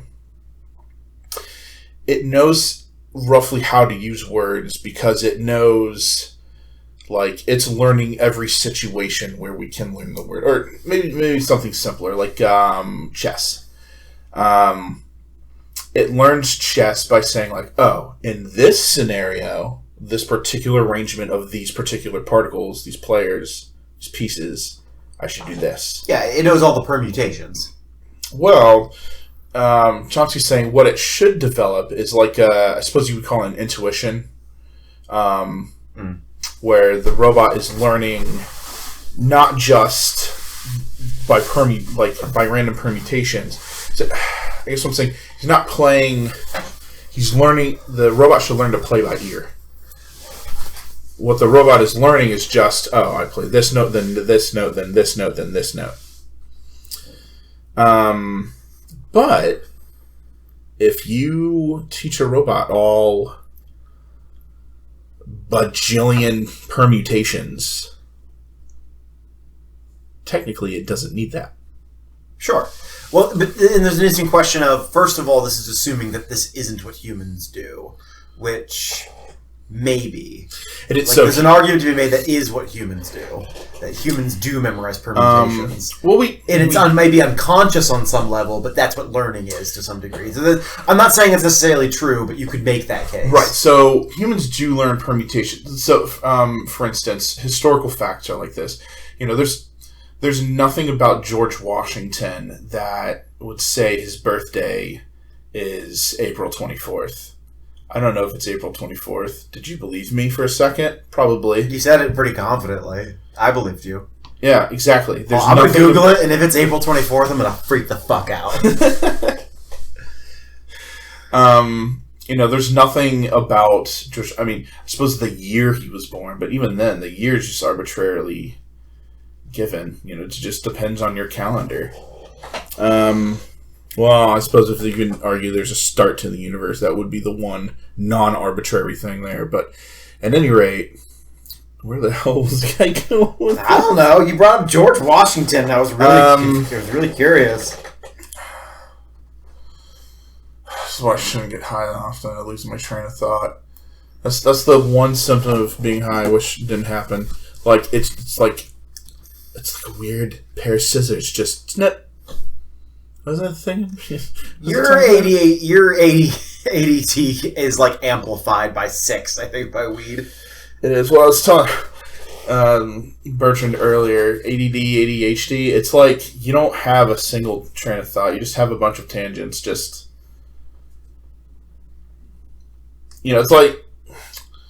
like how would a normal person build a bridge? They just build the bridge. ADD person just throws bricks into the ravine until it forms a big lump. That's the bridge. That's how we get to places in our thought life. Anyway, whole freaking point I think I was trying to make is that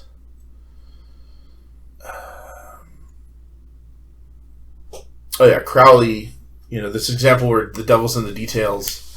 I'm sure I was going with George Washington, but yeah, technically, if a computer learns all permutations, that's what it was. How humans operate differently from computers. So humans do need to. That's okay. I remember my train of thought now. Oh, thank God. Humans do occasionally memorize facts that are just permutations. For example, George Washington's birthday. You can't intuit his birthday. You just have to be told. You might be able to guess the year. But the month, let alone the day, it's hard to guess that kind of thing. I've lost train of thought again. All right, Bert, George Washington was born on February 22nd, 1732. I'm so sorry. Swing and a miss. You guessed April 24th? Yeah. You weren't that far off. One time I told my brother, it's like it's my brother's nickname. Used to pretend when I lived in a different house. Remember, I pretend we were in a bicycle gang, and I was Gator. Wait, sorry. Bicycle gang? Like, yeah, like motorbike. Okay, a bicycle and a motorcycle are the most...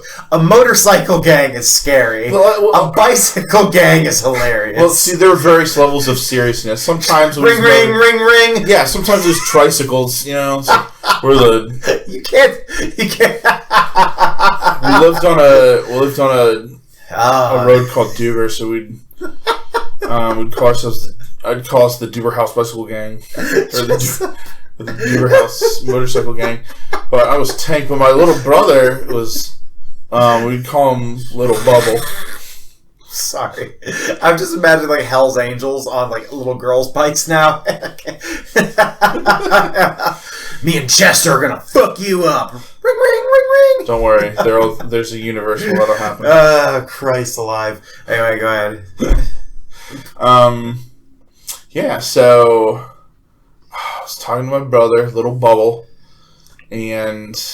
Damn it, where's my train of thought? How humans think. Humans develop... There are things that we can intuit. For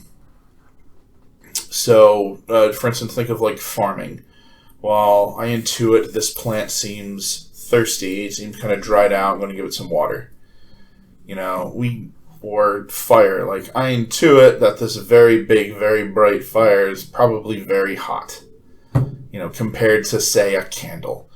So humans learn, we're pattern-seeking creatures, obviously. Well, most creatures are. In fact, I can't think of a creature that just is, whose behavior is absolutely random, or not pattern-based. But yeah, we're so good at that. It becomes deeply entrenched. It becomes like subconscious. Robots don't have subconscious. They just have permutation. Now we in robotics, I think the way forward is to start teaching a robot how to have that kind of pattern seeking, where it's not just trying to say like what's the next note to play, but it can learn to create its own music. It can learn to understand why the next note is what it was supposed to be. But it's an interesting question of whether or not a machine can do that. And again, if I say that does commit me to some degree of non-physicalism, I admit.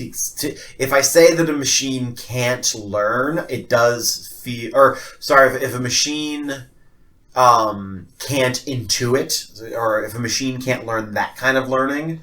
If a machine can't understand, if I maintain that position, it does feel like I'm ascribing certain things to like consciousness only, basically. Mm-hmm. But like, are you familiar with the Chinese room experiment? Yes. Okay. If anyone who's not, it's an interesting way of demonstrating what a sort of an intuitive understanding of what some people might understand as the difference between robotic knowledge of something and like conscious understanding of something. I can't remember who came up with it. Is it Mary something, or was it Searle, or I can't remember. It's all a video on it. Is it Shelby Recently something? Too. I can't remember. Google it. Chinese room experiment. Anyway, you could imagine a situation where someone in a room was like in a sealed room, right? Like a booth maybe, with like, and there were like little windows that people could pass things in and out of. And imagine this was the system.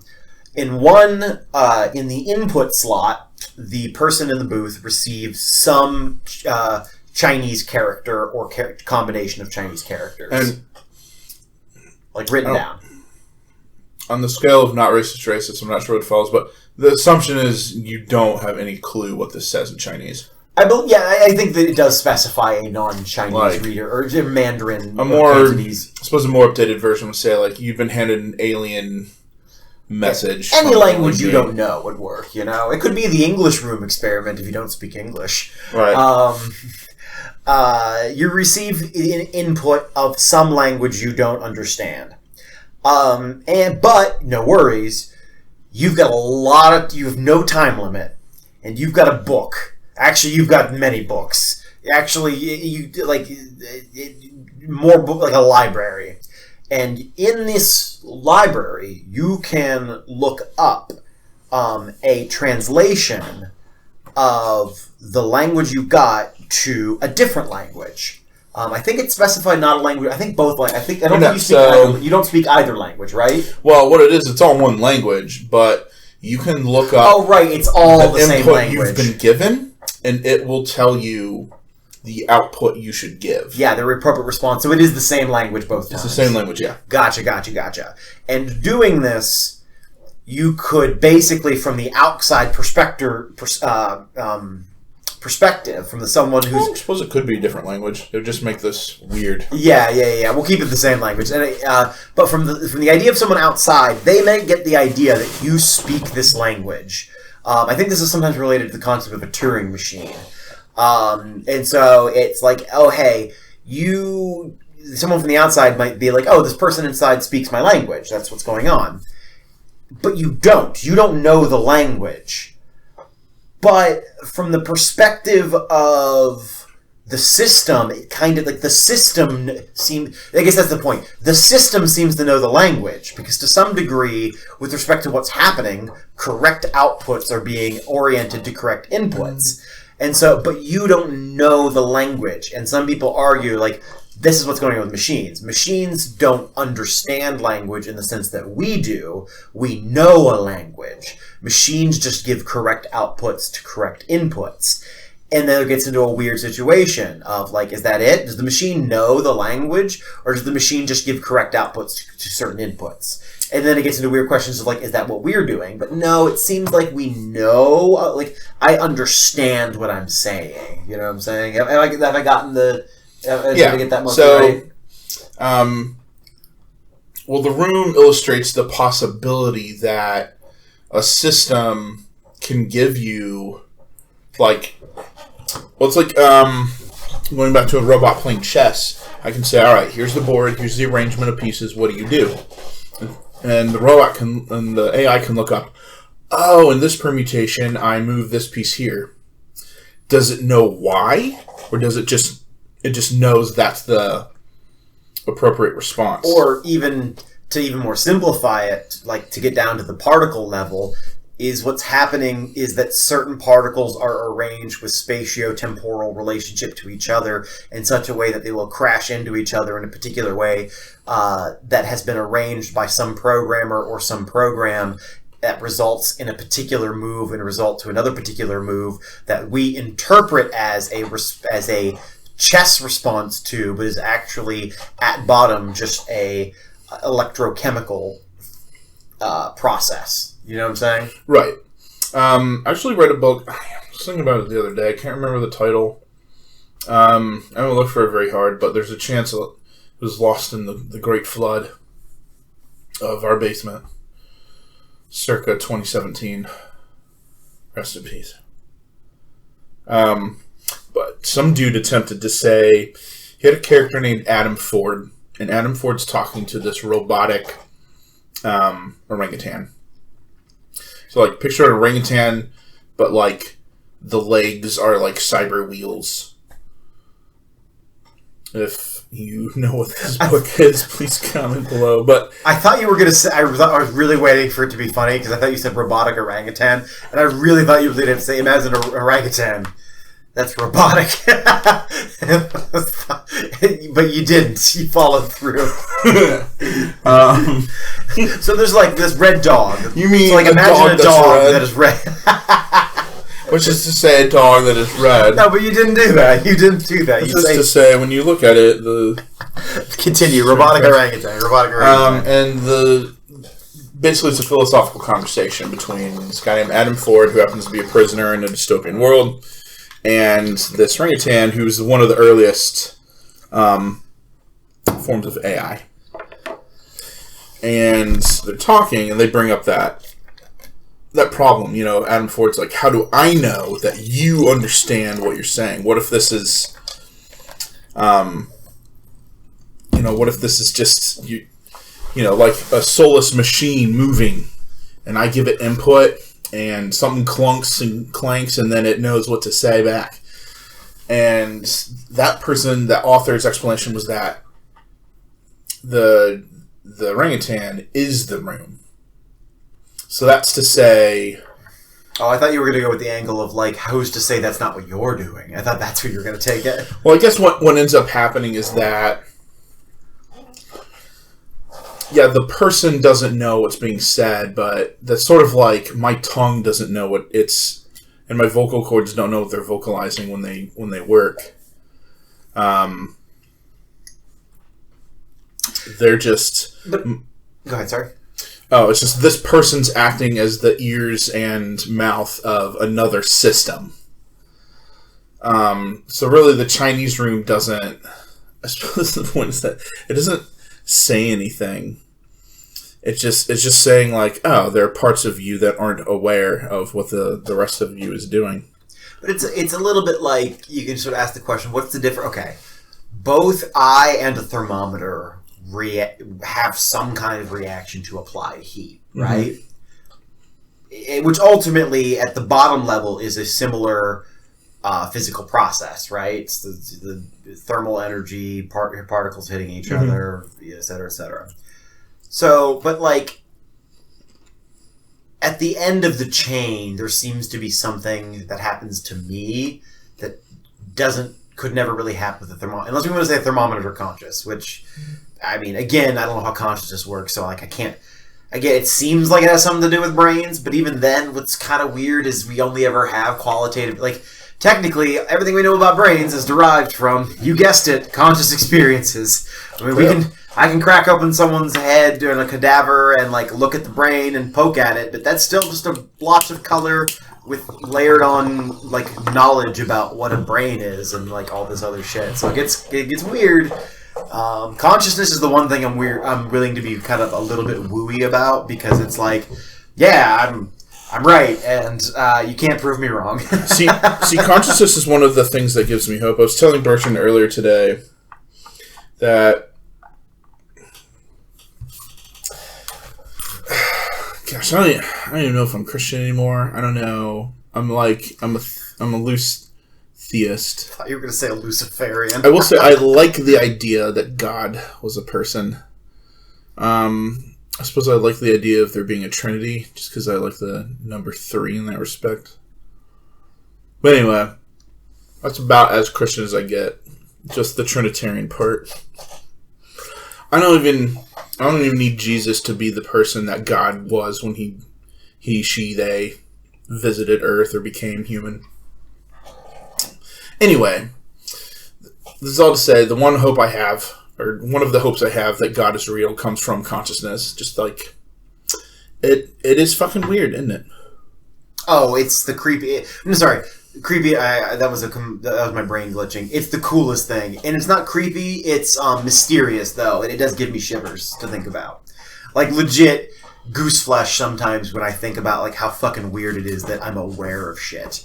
Like, assuming... Because, again, like, okay, assuming that, like, atoms and shit are real...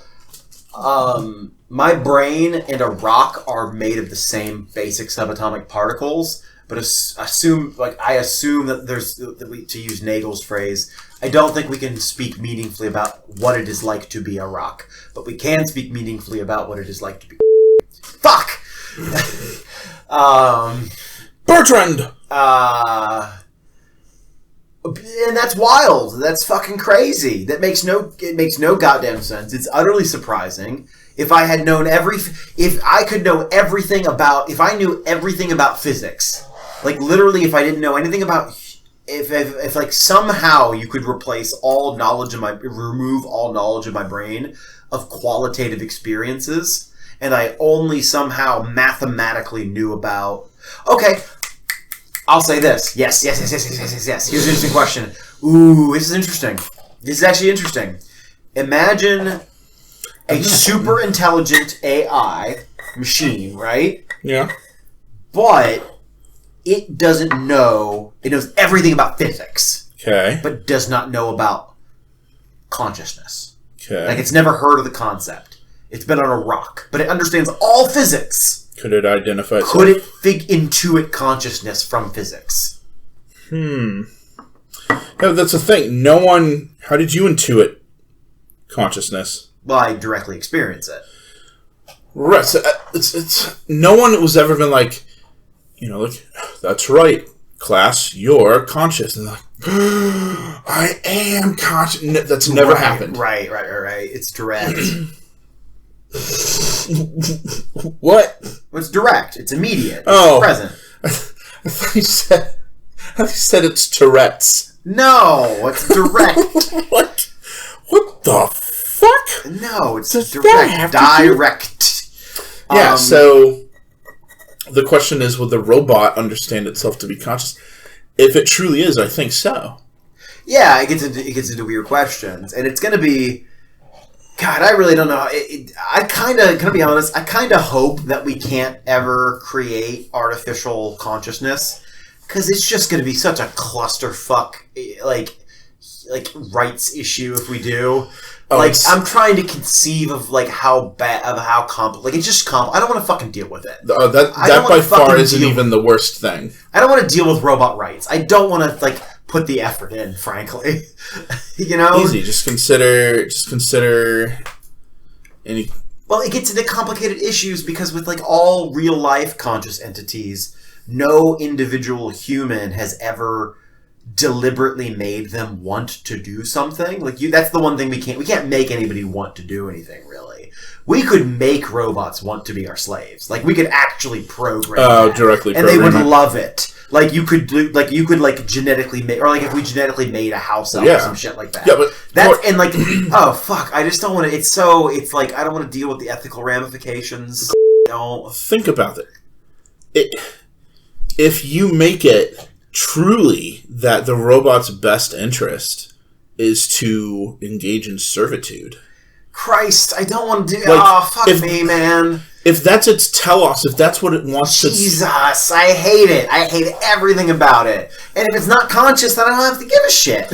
Alright, so some poor soul, probably you, it's you've been gifted a present from your parents because we cracked the code for AI in the next few years. So, hypothetical, maybe.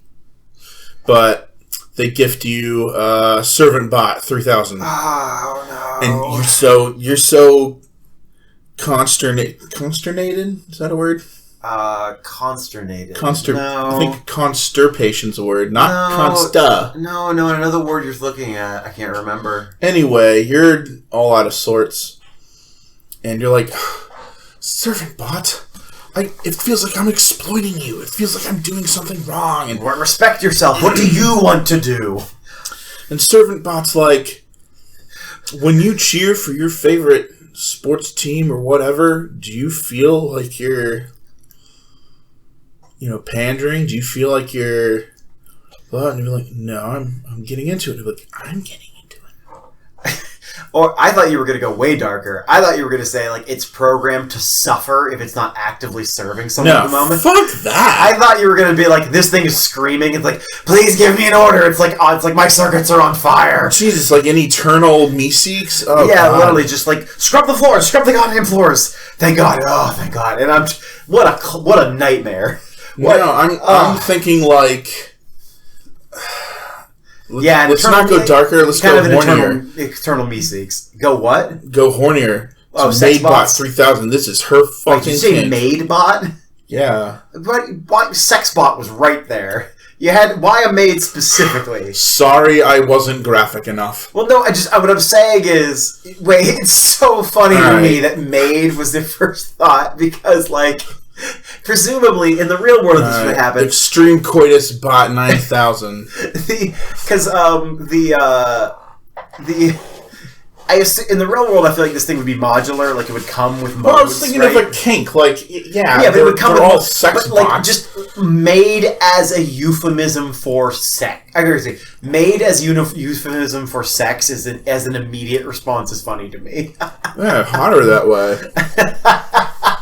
But sure, okay, yes, Sexbot 3000 that is suffering unless it's actively fucking being fucked or whatever. I mean, when you're truly graphic, you just call it nerve stimulation bot. Whole bot 4000. Jeez. Copulation bot. Anyway. the fuck were we? Oh, but no, what would it actually be called though? Because like Apple would be making this shit, right? Like it'd be the Siri. just these, like they give it the Siri person. Look, if I've ordered it, I've probably named it. Okay. And they're like there'd be like alternative ones with its like name's Amazon Alexa, have an Alexa sex bot. Yeah, some other female name ending in You're like mid coitus, and you'd be like, set a reminder. Set a timer. Set a goddamn timer. Yeah, you like your eggs like that, fertilized. Like, hey, can you make me scrambled eggs tomorrow? Bastard.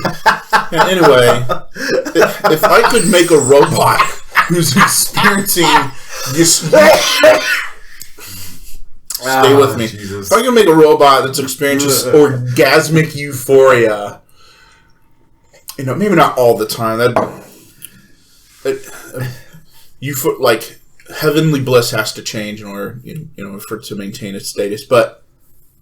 A robot that's either orgasmically euphoric or profoundly euphoric or whatever form of pleasant mood comes about from serving me.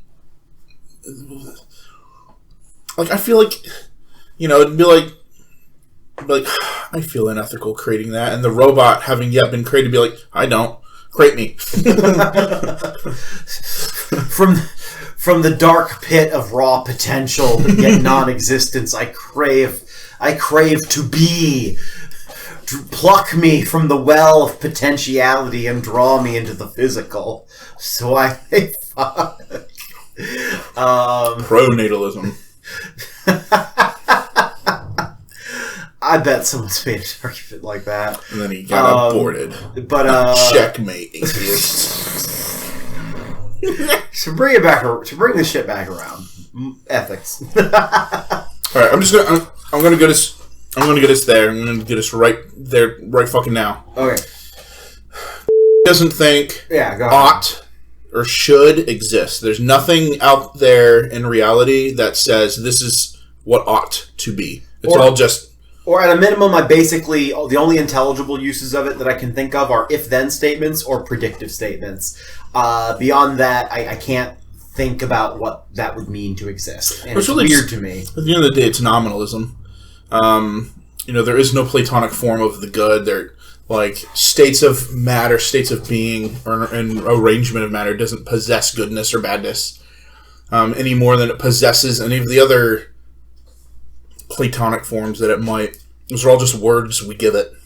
And to be, I will say this. Sorry, excuse me. My brain is glitching a little bit right now. I can't imagine why. Glitching. Okay, so oughts, good and evil, ethics. Yeah. Okay, I got it. So I've used this example before. I don't think in the podcast, but I think when I'm talking with Theo, I think I've done this before. Imagine like an abortion protest, right? Like outside of Planned Parenthood or whatever. And you've got two lines of protesters, right? And they're yelling at each other. And one side says, it's like holding up signs, and they're yelling, and they're like saying, abortion is always wrong. Okay, so we'll call that statement A. And then the other side is yelling, abortion is not always wrong. These are very specific and maybe what's the word I'm looking for? Technically minded protesters. But we'll call that position not A, right?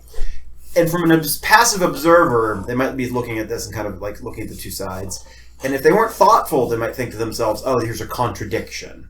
But then you investigate further and you go to this one side and you ask them, it's like, oh, you're saying abortion is always wrong. What do you mean by that? And they reveal to you, like, oh, the phrase, the sentence, abortion is always wrong, is logically interchangeable with the phrase, God forbids abortion. I'm like, oh, okay.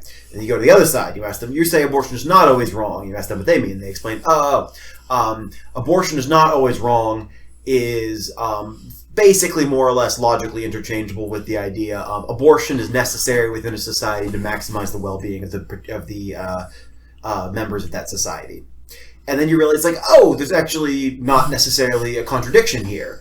Depending on what you think about God, God could forbid something that's good for people. It's not logically impossible.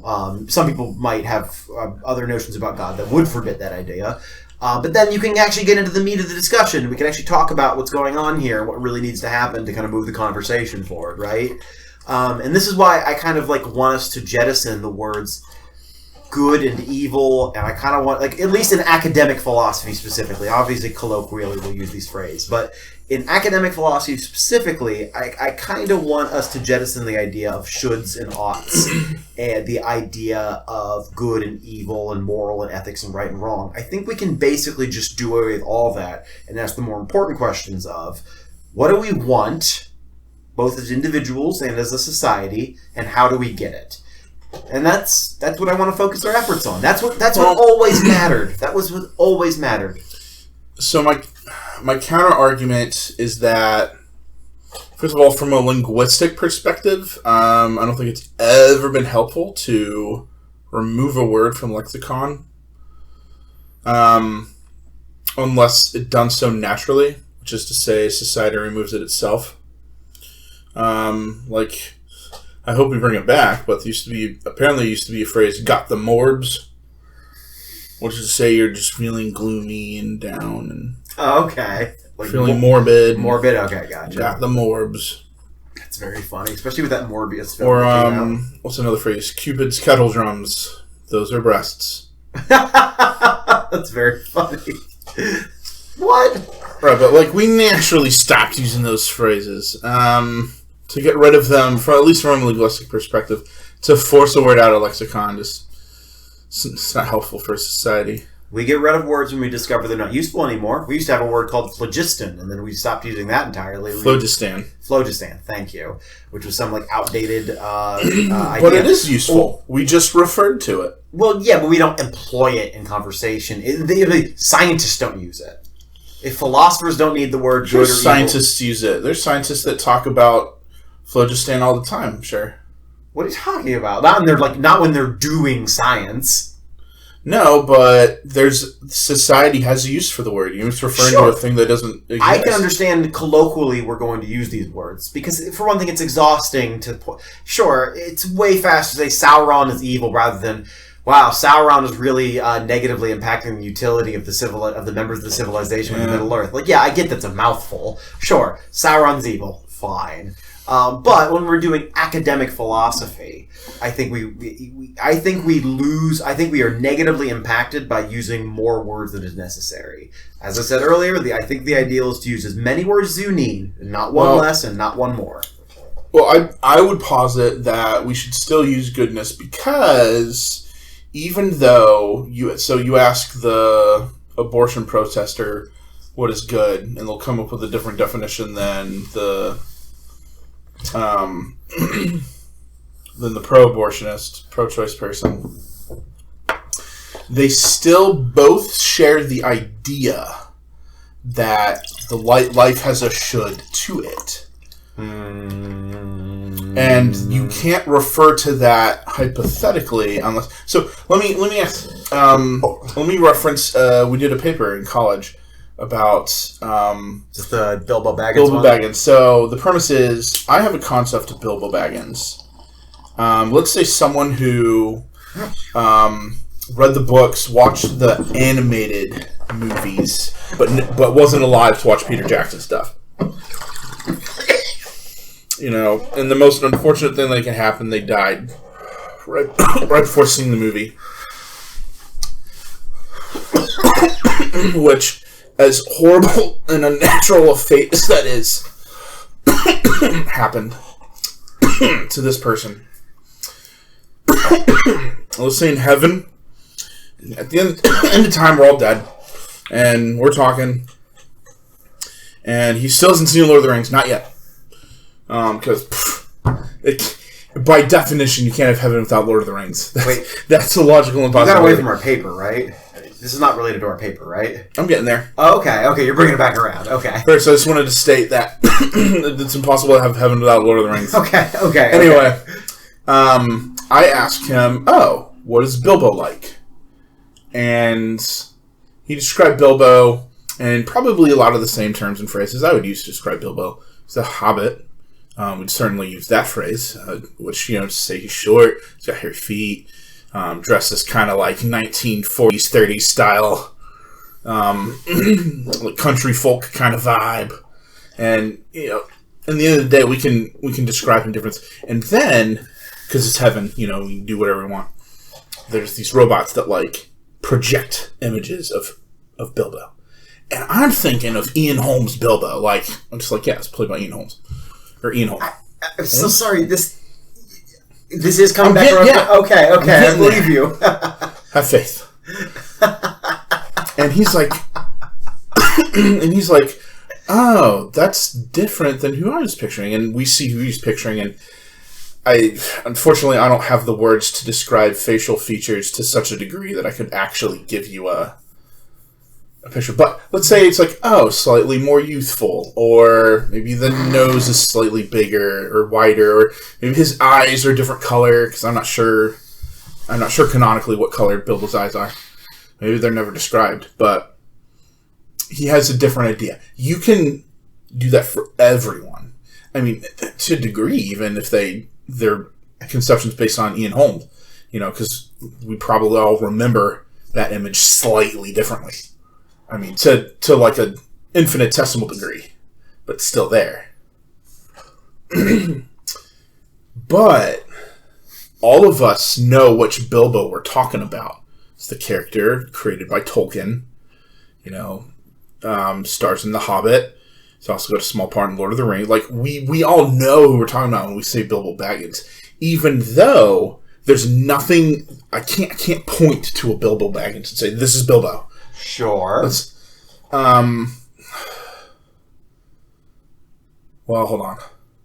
I was about to say Bilbo Baggins is in heaven, but he most certainly is. Because what more wonderful heaven would there be than for actual Lord of the Rings? Well, he did go to the Undying Lands, if I remember correctly, right? Bilbo's in heaven. But anyway,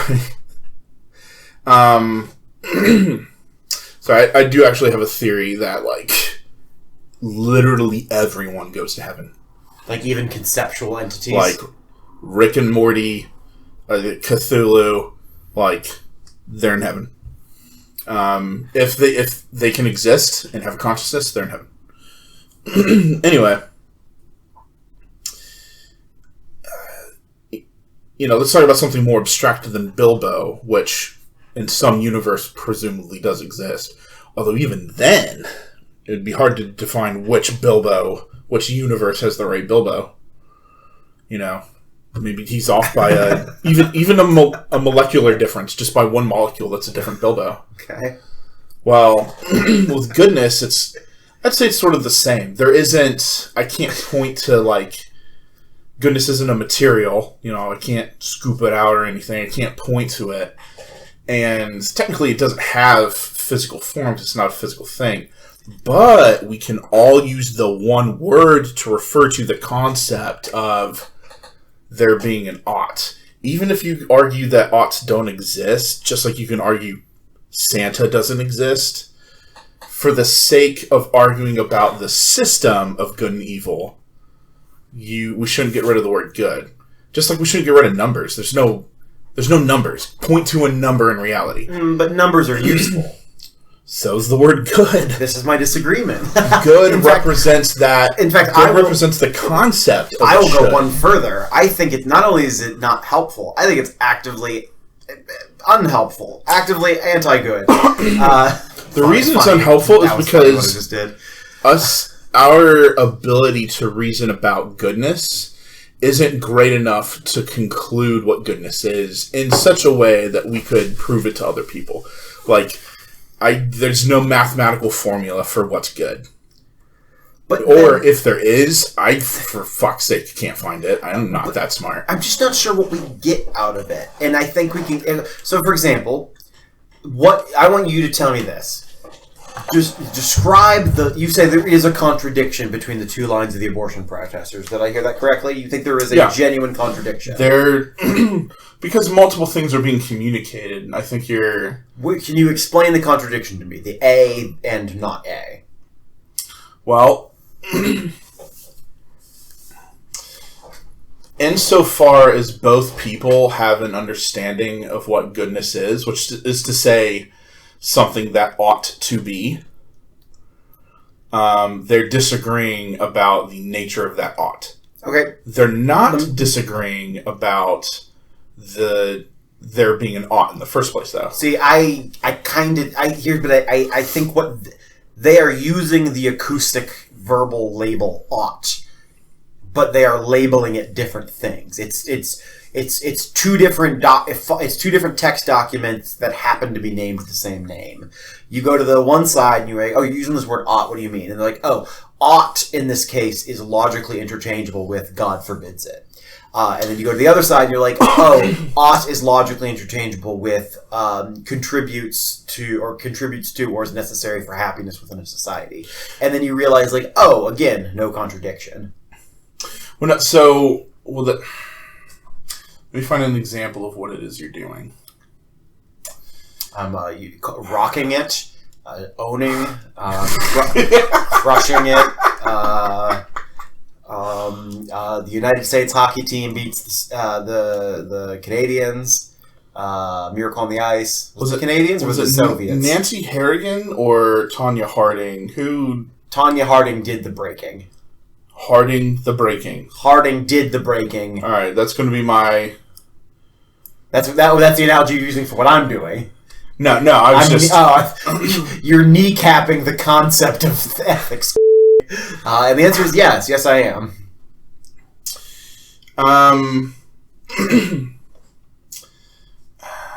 How should I put this? Or can I? I'll even put it this way. Suppose for a long time we thought there was we thought things were one species. For a long time, we've looked at this population of animals and we're like, oh, this is one species. And then someone figures out one day, like, oh, they are extremely similar. However, there are particular physiological differences between them that we didn't detect early on. And then we give them different names. We might give them related names. We might be like, oh, this is the blue foxes versus the blue silver fox, or whatever the fuck we do. But when we discover there's a difference, we give it different names. I've discovered a difference. Yeah, so I can talk about different systems of ethics. Kantian ethics, Nietzschean ethics. Why apply the same word ethics to both of them? What do they have to do with each other? Because you can. That's actually a good question. We're both talking about how people should conduct themselves. Okay, but what they mean by should is so different. Why use the word should to apply to both cases? Because should isn't referring to. Should is the box. Should isn't anything in the box. The box itself is labeled should. Okay. Where'd the box come from? Why think there's a box? Because it allows us to refer to what we might put in the box. Wait, a box that exists for the sake of putting things in is a funny box. That's literally why boxes exist. No. Box. Okay, let me put. Yes, but the thing that goes... It's a box. Why are we in here? To protect us? To be on the inside? Sure, okay, hold on. The bad things on the outside? No, but what I mean is, it's like... That's what it means to be inside something. It feels like what you've There's done... separate areas. I admit that was perhaps a bad phrasing, but it just feels like what you've done is you've created a box, and it's like... It's like you got a box, and I look over there, and there's a bunch of, like steel balls in there, just like ball bearings. Yeah. And you were like, why do you have this? And you're like, oh, it's to go in the box. And I'm like, oh, what's the box for? It's like, oh, to put that in. And like that, it almost feels like what you've done here. Like, yeah, that's my box. Why do you collect so many pencils? Put them in all my pencil cases. Yeah, exactly. Like so many pencil cases. Of all the pencils I own. It feels like that's what you've done a little bit to me. Like, I feel like I'm going crazy. Okay, let me put it this way. It's just... No, so, what... So, people obviously... What... If we're all putting them... Okay, wait. I'll use your analogy, okay? Compartments or boxes usually have similar things in them that we use to organize based on shared characteristics, right? Yeah. Like, this is my drawer for my shirts, this is my drawer for my pants, right? Yeah. And there might be differences between the pants, but they're relevantly similar enough that they go in the same drawer, right? Yeah. What is the binding characteristic between Kant's deontology and Mill's utilitarianism that makes it reasonable that it should go in the same box? What is the binding concept? Well, they both talk about the way, how people should act. No. Should is the box. right? So why are they both being put under should? What's the binding concept? It's like, okay, so here's what you're doing. It's like you put pants and a whisk in the same drawer. Okay, well, and I'm like, why are these in the same drawer? And you're like, oh, because they're Zarbigdag. And I'm like, okay, but what's... No, okay, if I'm gonna... Here's the thing. I'd say, oh, why is the pants in this box and the egg beaters in this box? Because that box is the moving truck, and they both go in the moving truck. Sure. But within that, they're in different boxes. The pants are in the pants box, and the egg beaters in the egg beater box. You can go further. But you've still given me a relationship. The reason they're in the box is because there are items to be... This is the items to be moved box. Yeah. You've described what's going to happen to the items, okay? Yeah. You've given me a similar relationship. Okay, well... I need you to give me a similar... Kantian ethics and... Please don't say should. I'm going to lose my mind. I'll lose my god. I'll kill... I swear. No, I won't. Hold on. They go in the ethics box. Ethics box goes in the prescriptive box. Prescriptive box goes in the should box. Say that one more time. So... I'm not saying this is how it... If I were to sit down and study this and be paid money to figure it out, it'd be more complicated, but... I'll lose my mind if you say should. I'm going to lose it. Well, alright, let me challenge you. You said earlier, let's talk about what matters. Yeah, what matters? Matters... Perhaps good is that. No, good is just what matters. I spoke imprecisely. What matters is what we want. Okay, well, a should is... I said this earlier. A should is a want. Okay, Okay, wait. A should is a want. A should is... Because Kant's deontology has nothing to do with wants. Let me be hyper-specific about this. I guess this does... There is sort of a...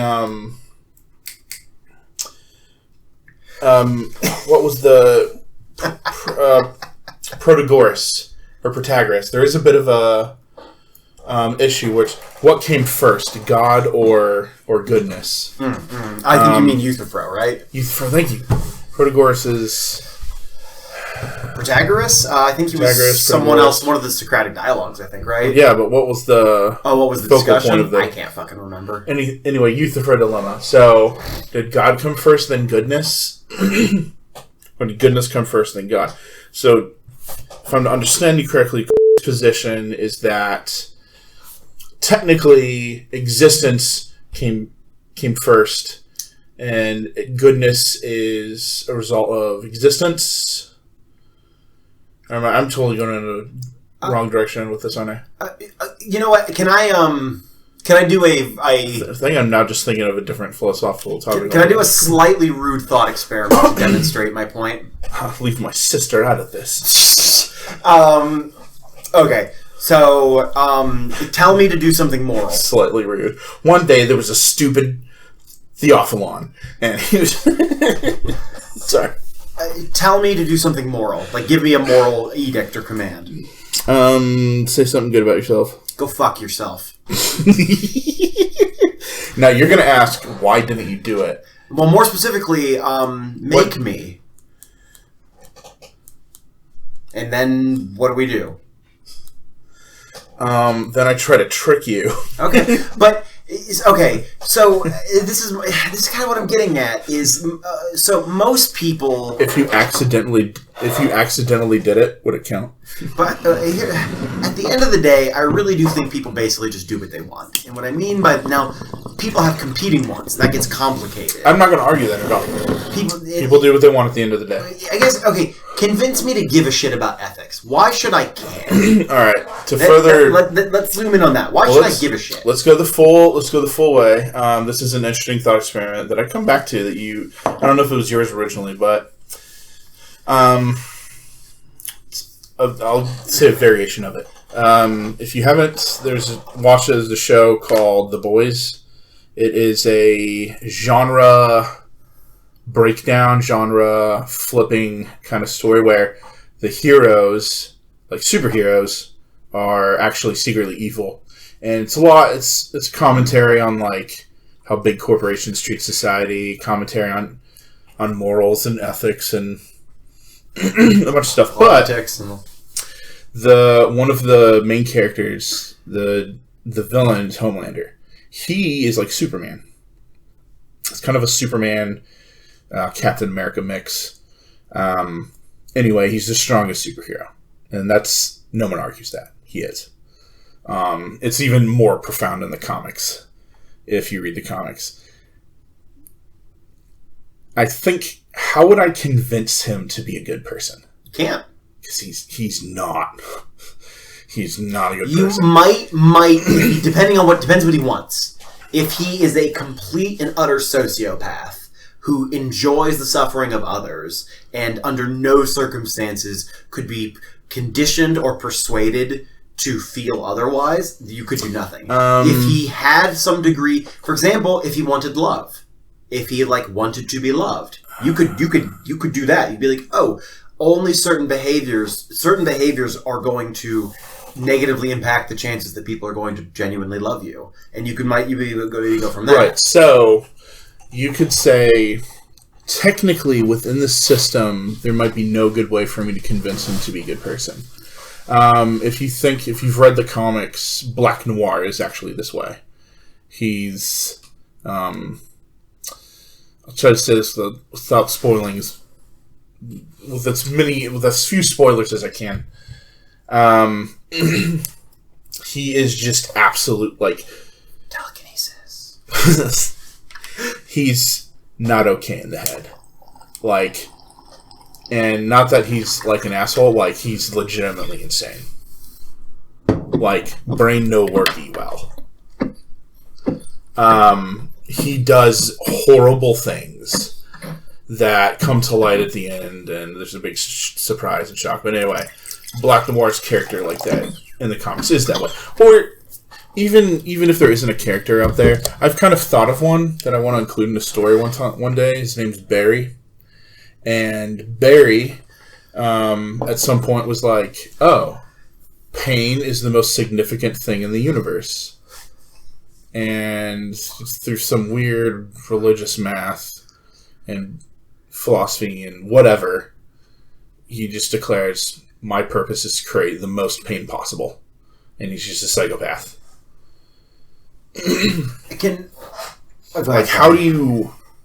What do you tell that person? How do you prove to them they shouldn't do something? But I admit, this is a very interesting philosophical question. This is a very interesting sociological, rhetorical, logical. It's a fascinating question. I completely agree. However, in a practical sense, that's not humans. Humans want so I want to say something real quick because I don't want to be misunderstood. I said earlier, well, I should give a shit about ethics.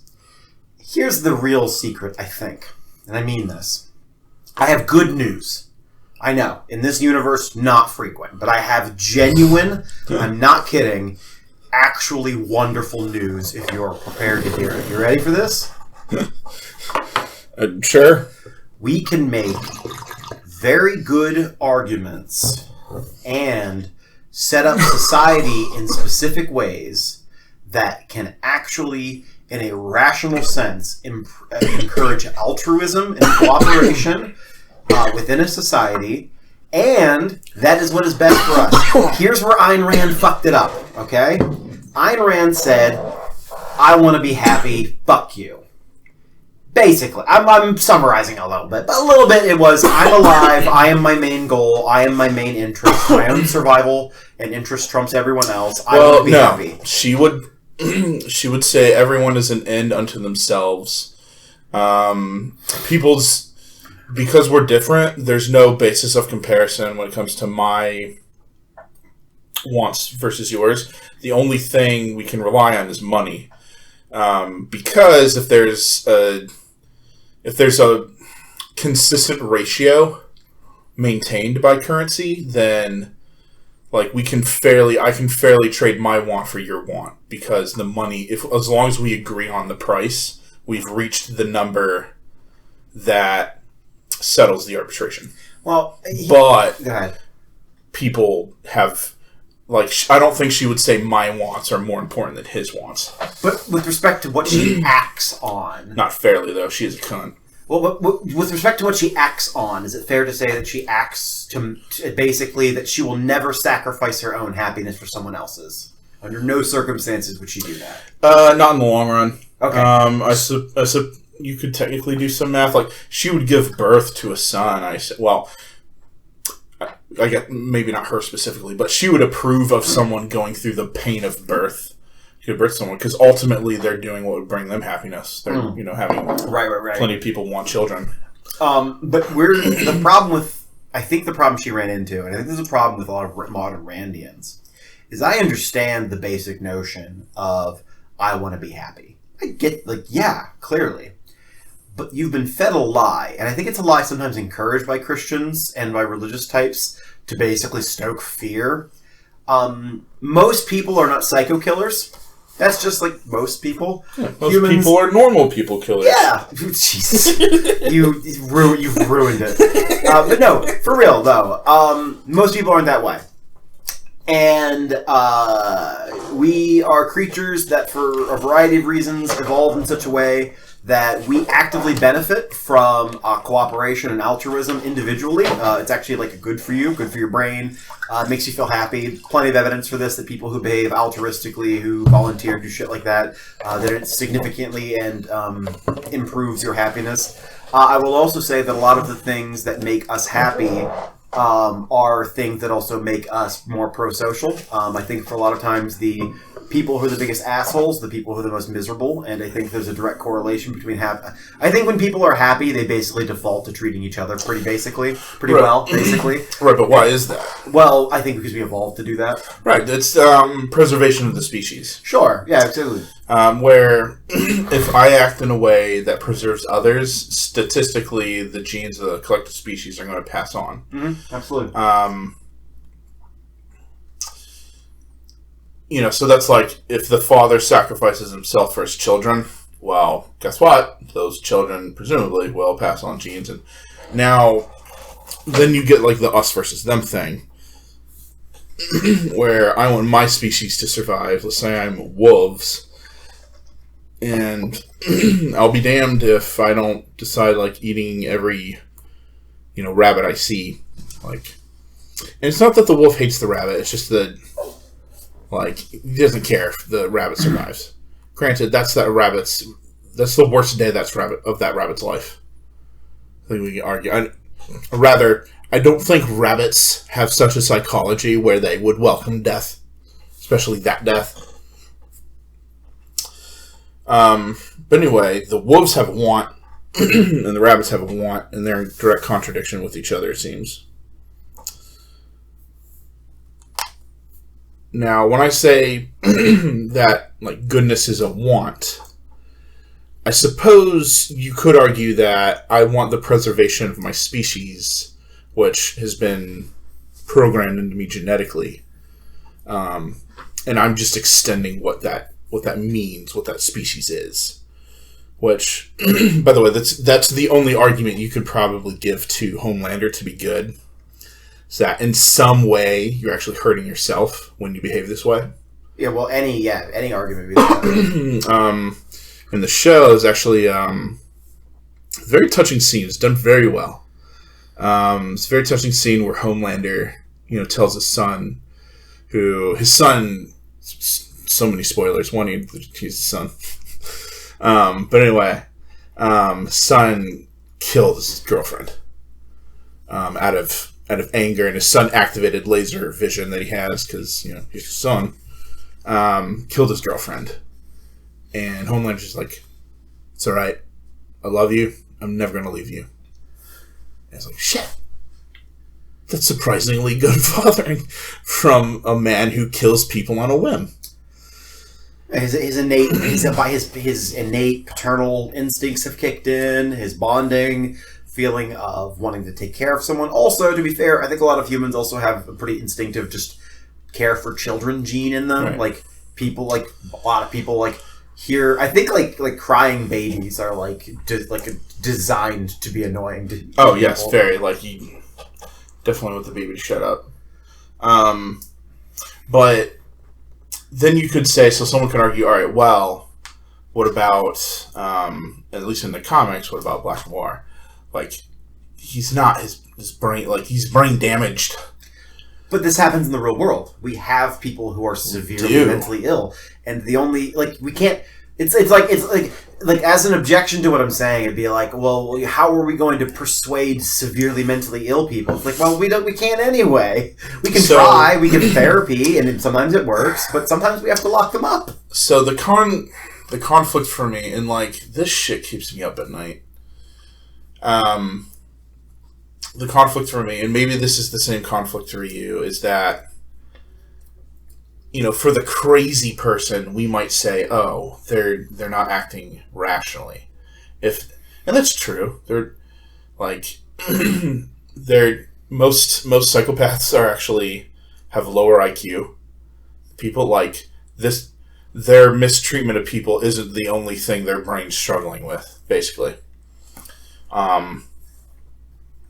But, you know, we think, oh, the more rational you are, the more you love other things, the more you want things to flourish. If that's true, you can say, if that's based on, if that truly is rational, there should be a math there. Should be a math that says, you know, this is why goodness, why altruism is more rational.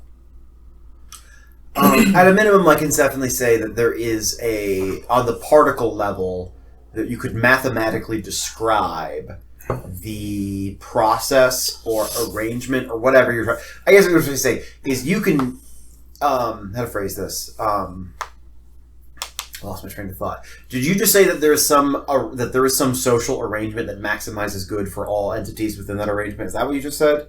Or did I think I slightly misinterpreted that. I mean, there's certainly that possible world. Like, if you believe in possible world theory and like infinite world theory, there's a world out there where everyone is just in heavenly bliss. What I'm suggesting is, or at least the one I'm asking is, if goodness is rational, that would be the only argument you could present to a psychopath. Oh. To say that they should be good, because regardless of their ability to be rational, the rationality is there. If I can present mathematically... But what if they don't care about rationality? Like we would say that they're irrational. Well, yeah, but they're psychopaths. What are you talking about? Yes, they are irrational. Well, yeah, so I'm not denying that people can be irrational, but any resistance to the argument for it is itself irrational. Sure, but like what's it get you? They're still doing the murder. What it gets me... Well, yeah. I thought you were trying to persuade this person. Persuasion's sentimental and shit.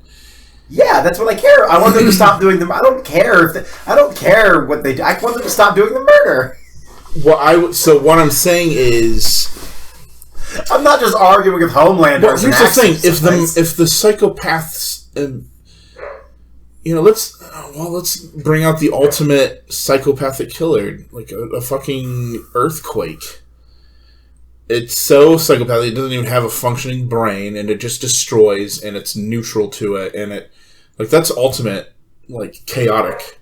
Yeah, it's the cruel chaos of physics. You know, if Homelander's a force of nature, which technically he is, if everything's nature, you know, so's the hurricane. But it's not. But one thing. What I can say, what the formula would prove is the should. The formula would prove the should. Well, the formula would prove the is. It would prove the is relationship between. This is how to maximize goodness. That's an is relationship. It is the case that this pattern of particles maximizes goodness. What I'm saying is, it's an is statement. It could be possible that goodness, ultimate goodness, which I define as the most preferable state of being. Actually, wait, my brain just did something amazing, I think. Real quick. Oh. I think so. Maybe not. Okay. It seems like what you're saying is that you are very happy that the thing that you really want, a world of perfect bliss, can be mathematically described. Is that what you're saying?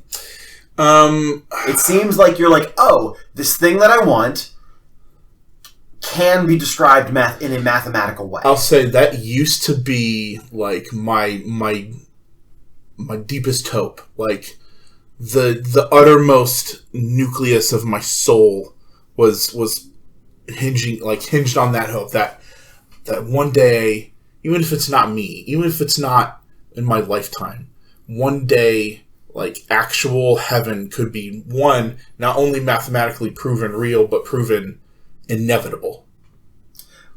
Going a little bit further, I mean, what greater thing? can you? I think we're getting kind of maybe at the crux of the issue a little bit here.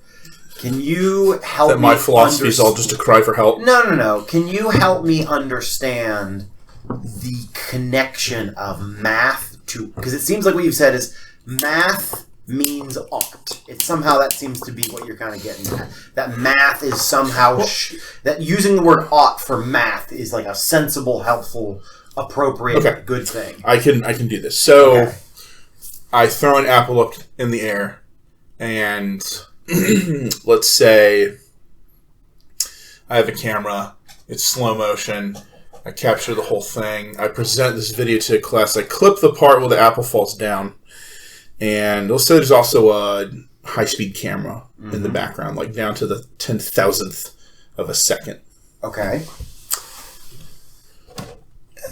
And I asked my class, it's a physics class, like, all right, can you tell me when, down to at least to 10,000th of a second, this apple should hit the ground? And I tell them, I go to the frame, and I hide the clock, and I say, here's where we consider hitting the ground. It's prediction, like the engine from earlier. Yeah, based on its motion, can you tell me when it gets to this spot? Roughly. Well, through math, because nature seems to work consistently, we can apply quantities to it. We can look at reality quantitatively. Sure, we can predict nature. Right. So, we know when crops are going to do the thing in the solar eclipse. And I say, all right, using math, tell me when it should hurt and hit the ground. And they do their thing, and we reveal the answer, and lo and behold, the ones who got it right, who were correct, they correctly predicted this. If goodness is rational, which is to say universal, because I think ultimately if goodness isn't universal, it becomes arbitrary, which ruins, it can't be should here and not over here. Well, you could use the word in that way, but you don't want to. See, I think that, so that's a five-sided triangle. Like that can't be. Wait, but you can define. I could say. Okay. I'll let it go. You say. I want you to finish what you're going to say. Math. Should, ought, connect. Basically, in order for standard to apply anywhere, like anywhere has to apply everywhere, or else there's nothing. If $5 in America isn't $5 in everywhere else, even if it's called a different thing, 3,000 yen. If it's not the same everywhere, then the money has no value, because its value becomes arbitrary. But okay. I think I may be starting to get what you're getting. It's like if I can sell $5 for 3,000 yen and then sell 3,000 yen for $6, then it doesn't. Well, there's no consistency. There's no. Except that can happen depending on exchange rates. Well, yeah, and I mean, people can run red lights despite it being a red light. But my point being is, okay, so prediction, right? Yeah. So when we're talking about when should the I'm gonna make the linguistic connection here. We talk when should the apple hit the ground. We're talking about, okay, based on what we know about apples and gravity and the situation in this particular apple and gravity. Yeah, so when will it hit the ground? And when do you predict? Actually, we could just replace the sentence. When do you predict it will hit the ground? Or even we could just go straight for it. When will it hit the ground? We could just do that. Yeah. When will it hit the ground? So we're talking about that previous should, the mechanical one. Yes. Based on this math, it should hit the ground. Turns out it will do 5 seconds on the dot. Yes. Okay. Well, if goodness is truly rational, then goodness would also follow mathematical principles, or at least logical principles, like math does, because math is just a system of logic. Okay, real just quick, system of symbols that, and 2 is always 2, 3 is always 3. Real quick, though. In the previous example, it was the ought ended up being related to a prediction, right? In this example, you're saying good is an ought. Is there a predictive aspect to this somehow? Hopefully. Oh, but not a guaranteed predictive aspect. So it's not like you're not saying that the physics of the situation insists that this goodness. Well, remember how I said goodness is actually. I'll start from the beginning. All right, trolley problem. Let's just do the classic one. I know some of you creative fucks have been. You send the trolley dilemmas. Yeah, prisoner's dilemmas. But anyway, the classic ones. There's 5 people going to be killed, or you can switch the train tracks and it's going to kill 1 person. And, let's say if your concern is legal, it's not someone you necessarily know, but you'll be guilty of killing them. Or perhaps we say it's your child. And there's actually 20 people on the other side. Like, you killed your own baby, you're going to kill 20 people. Well, regardless, so the dilemma is that you can't do what would be best. What would be best is that all the people are just, say, magically teleported back to their homes or wherever. Yeah, exactly. The best isn't available. Yeah, and not only do they have memory of this event, but they're so psychologically resolved about it that it's like, the train problem. Right. So what's good is actually this other thing, this perfect state of affairs. Well, real quick, good in this case translates to what we want the most. Yes. Okay. Now, then you talk about, does the fly want what the spider wants? Does the wolf want what the rabbit wants? I'd say there's ways to appease both. Let's say... You have to rearrange biology a good bit. Well, let's say wolves hunt rabbits that are actually just mindless meat automatons. Or they can all photosynthesize. Better yet, let's say it's a rabbit that's being controlled by a pro gamer. Or whatever. There's ways that everyone can be happy. So heaven, I would define as this state of affairs in which everyone's desires are always fulfilled, at least to a certain standard. Now, if that's a rational thing, it has to be represented logically. And just like, we're looking for the God equation, which it would define the universe from like first principles sort of thing. Like there has to be, if goodness is real, well, first of all, if goodness is real, it has to be eternal, because it has to be universal. And what I mean by that is, it's not a theodicy, but you'll see, it's kind of a theodicy. Goodness has to be universal, because if goodness ever goes away and badness returns, one, it means that goodness wasn't perfect, and for perfect goodness to not be perfect, that's a contradiction. It's like God can't get worse with age, because then that seems to suggest he wasn't God in the first place.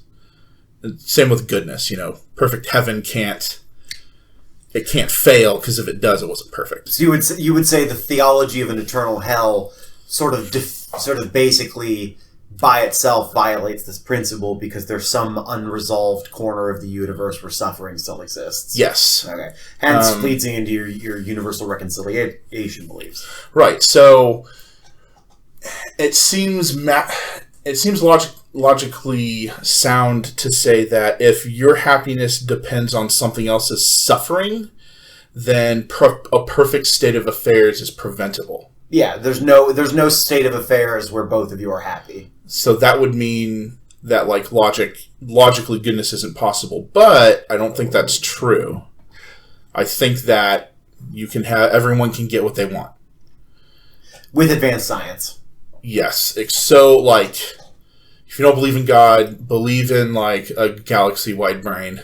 Yeah, or believe in Star Trek. Figure it out for you. Yeah. Now, I do kind of think that if we actually ever built, Matter replicators from Star Trek, right? Yeah. I do think if we ever built them, there'd be some people who psh, fucking liberal weak ass. You know what? No. You know what? I'm going to be evolved. It is a bad habit to associate Southern drawl with conservatives. Well, there are plenty of Northern conservatives and plenty of Southern liberals. So I'm going to say this in my own voice, and I shall be the evolved human. I'm saying some of us aren't evolved. No, the evolved human is the one who doesn't associate the Southern drawl with conservatism necessarily. So I'm going to say this. It's true. I had a pastor's wife had that problem. Yeah. She spoke Southern, and she was afraid she sounded dumb. Yeah, that's a bad stereotype, right? It is a bad stereotype. This is not good. You shouldn't use accents to mock people. Yeah. I'm going to work on that. But I will say this. I do think there'd be some Republicans saying, replicator, fuck no, replicator meat makes you gay, or some shit like that. You know how you fix that? Made bot 3000. That's when they're on board with the technology. They're like, all right, we go up to their conservatives, and they're like, replicator meat fucking makes you gay, and it fucking makes you communist, and you're like, all right. On the other hand, made bot, and they're like, all right. Yeah. Well, as long as you're gay over there and the made bot's over here, I guess it's fine. Is made bot blonde-haired and blue-eyed? Sure, whatever you want. And then what you really do is you program that robot to drop subtle hints to him that slowly change his behavior. So what you're saying is we have a made bot that morally improves people. I actually read a short story for class once where a robot butler. The plot is that he ends up becoming fascinated by this bird. And he ends up abandoning his butler duties for this bird, and this is before Overwatch came out, all right? But real quick, so it feels like we've come around to is that what the idea you're getting at when you apply the word ought to goodness. Say real quick. Anyway, the robot I bring that up. Is he programmed to subtly alter your behavior? And there's a whole legal thing about it. Anyway. I'm sorry. So yeah. I wanted to raise my hand. You using the word ought to mean can be mathematically described, and that sounds like that's basically interchangeable with can be mathematically described, right? So yeah, in order for goodness, and can be described in terms of at least you understand the logic of how to go from one system to another, and you understand the logic of how this system results in maximized bliss for all people. So the fact that it can be described in mathematical and logical terms is what you're getting at when you use the word ought. Is that fair? Yes. So when I'm saying we ought to have heaven, I guess what I'm saying is if you look at the collection of wants, that state of affairs achieves all the wants all the time. Depending, regardless of how they might change and morph and how subtle and complex that all is, I hope heaven isn't just singing in the choir nonstop 24/7, 3 billion years. But yeah, so in order for goodness to be real, it has to be universal. In order for it to be universal, it has to be universally applied to all desires, which is to say all conscious things that want anything. And in order for that to be the case, in order for it all to be rational, there has to be math of some sort. I don't know if necessarily numerical math, but logic of a kind has to be able to show that. Well, but again, it feels a little bit like you're saying. I guess I'm saying I wonder if goodness is an emergent property of a system. But system being the universe. But we're kind of looped back around again now because you're like we could use this word good to describe this. You could do that. I could call a rectangle a triangle, and I wouldn't be wrong. There's no logical reason we have to call it. I mean, obviously in our world, the prefixes have a connotation, but you could imagine a universe where it made sense to call what we call a rectangle a triangle, right? That's not, you can't say I'm wrong. And so my point being is, we've talked earlier about putting things into the same box. So now we've put 3 things in a box. We've put you, Kantian deontological ethics and like Millsian utilitarian ethics or whatever. We put all these things in a box, and this is the good box or the should box, the ought box or whatever we're going to say it is. And I've originally asked what the connecting tissue between the ideas was, and so far what I have is you think that it. So you're saying you're in the box because your ideas can be described mathematically. Kant is in the box because Kant thinks that he's come up with some specific kind of reasonable principle. Okay, actually, I mean more specifically, Kant's in the box because Kant wants you to do things that only activate because Kant wants you to be rational. That's actually what it is. Kant wants you to be rational, and by rational, he means actually a weird thing where he means acting. But like, it's one of those weird things where that's not what rational means. Rational doesn't tell you what to do. It tells you how to do things. So in a way, this is going to be weird. In a way, I too have dissolved ethics. In that, again, this is me hoping in God. God is the only one who can do any actually good thing.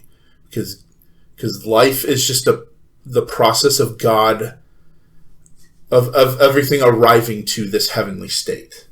Now, that heavenly state, once achieved, that's the only objectively good thing. Everything else is a broken version of it. But, I guess, you know what, actually, maybe this is my problem with Go ahead, no. To finish, the reason this destroys ethics is because it's like everyday life is the trolley problem, just to greater or lesser degrees.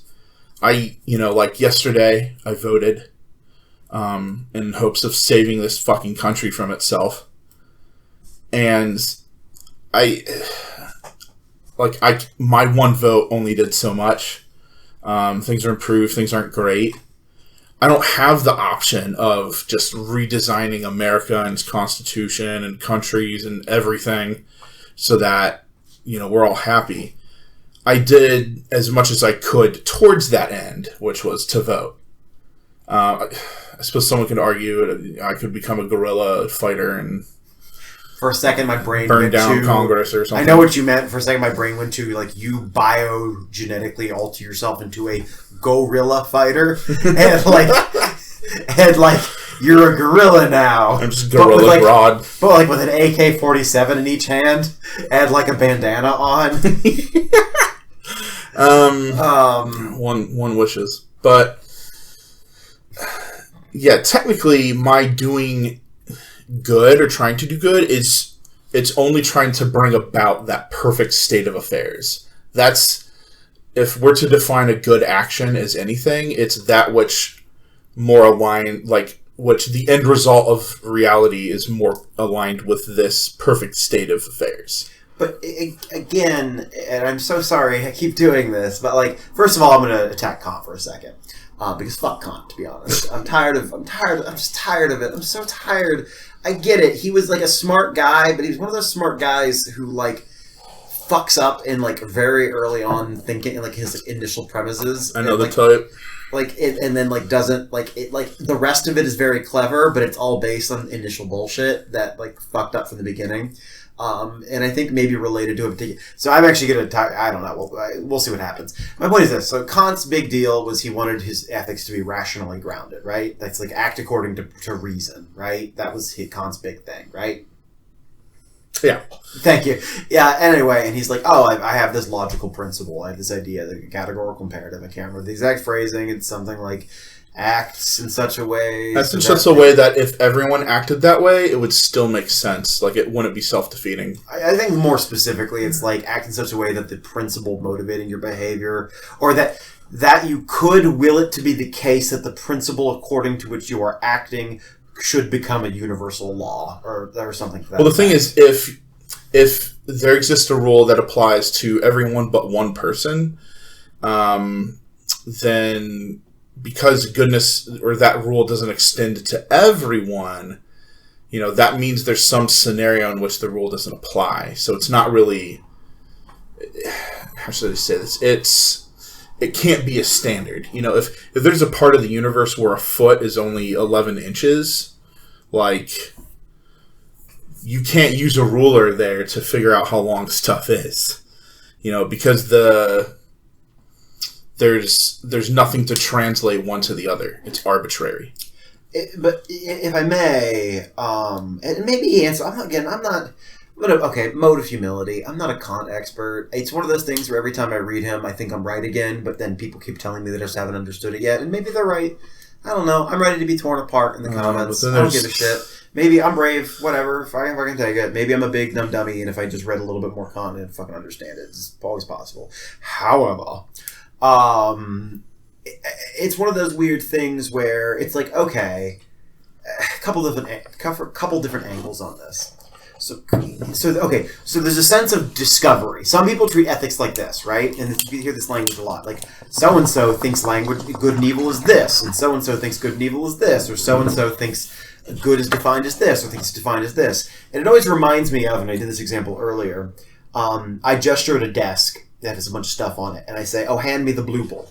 Or, actually, more specifically, I ask, are there any blooples on this desk?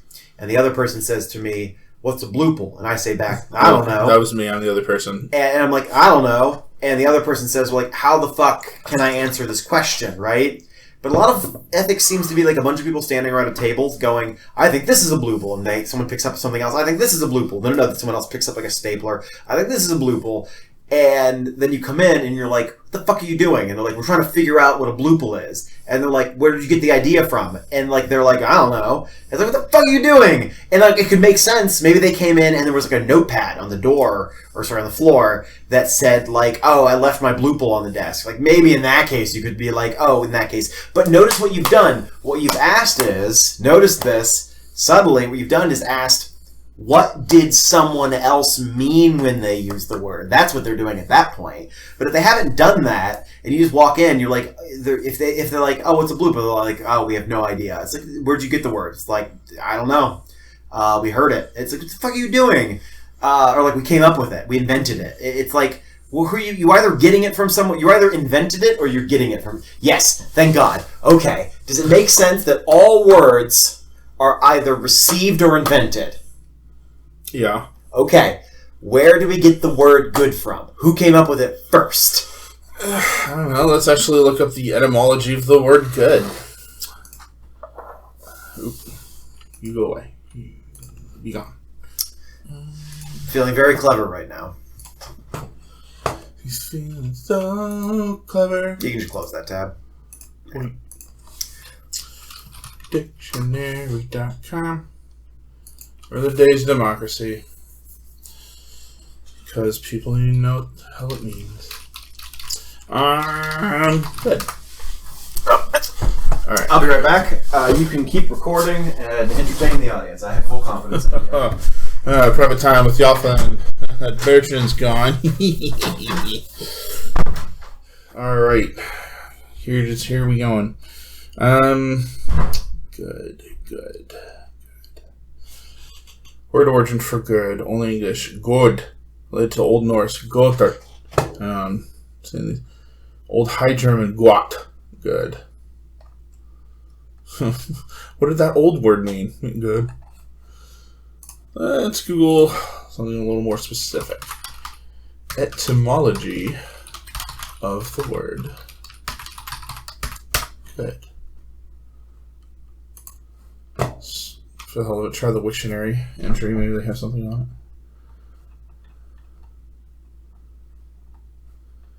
it.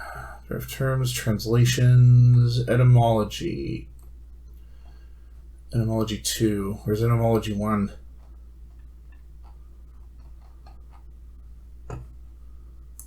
Etymology 1. From Middle English good, from Old English good. I don't know. Proto-West Germanic god. I do think the word good and God are related to each other. I think they have a similar base. That makes sense to me. Let's go to etymology 2. Etymology 2, from Middle English, guda. Adverb, good well, from the adjective. Compare Dutch goed, good well. German gut, Danish god, Swedish gut, all from the adjective. Etymology 3.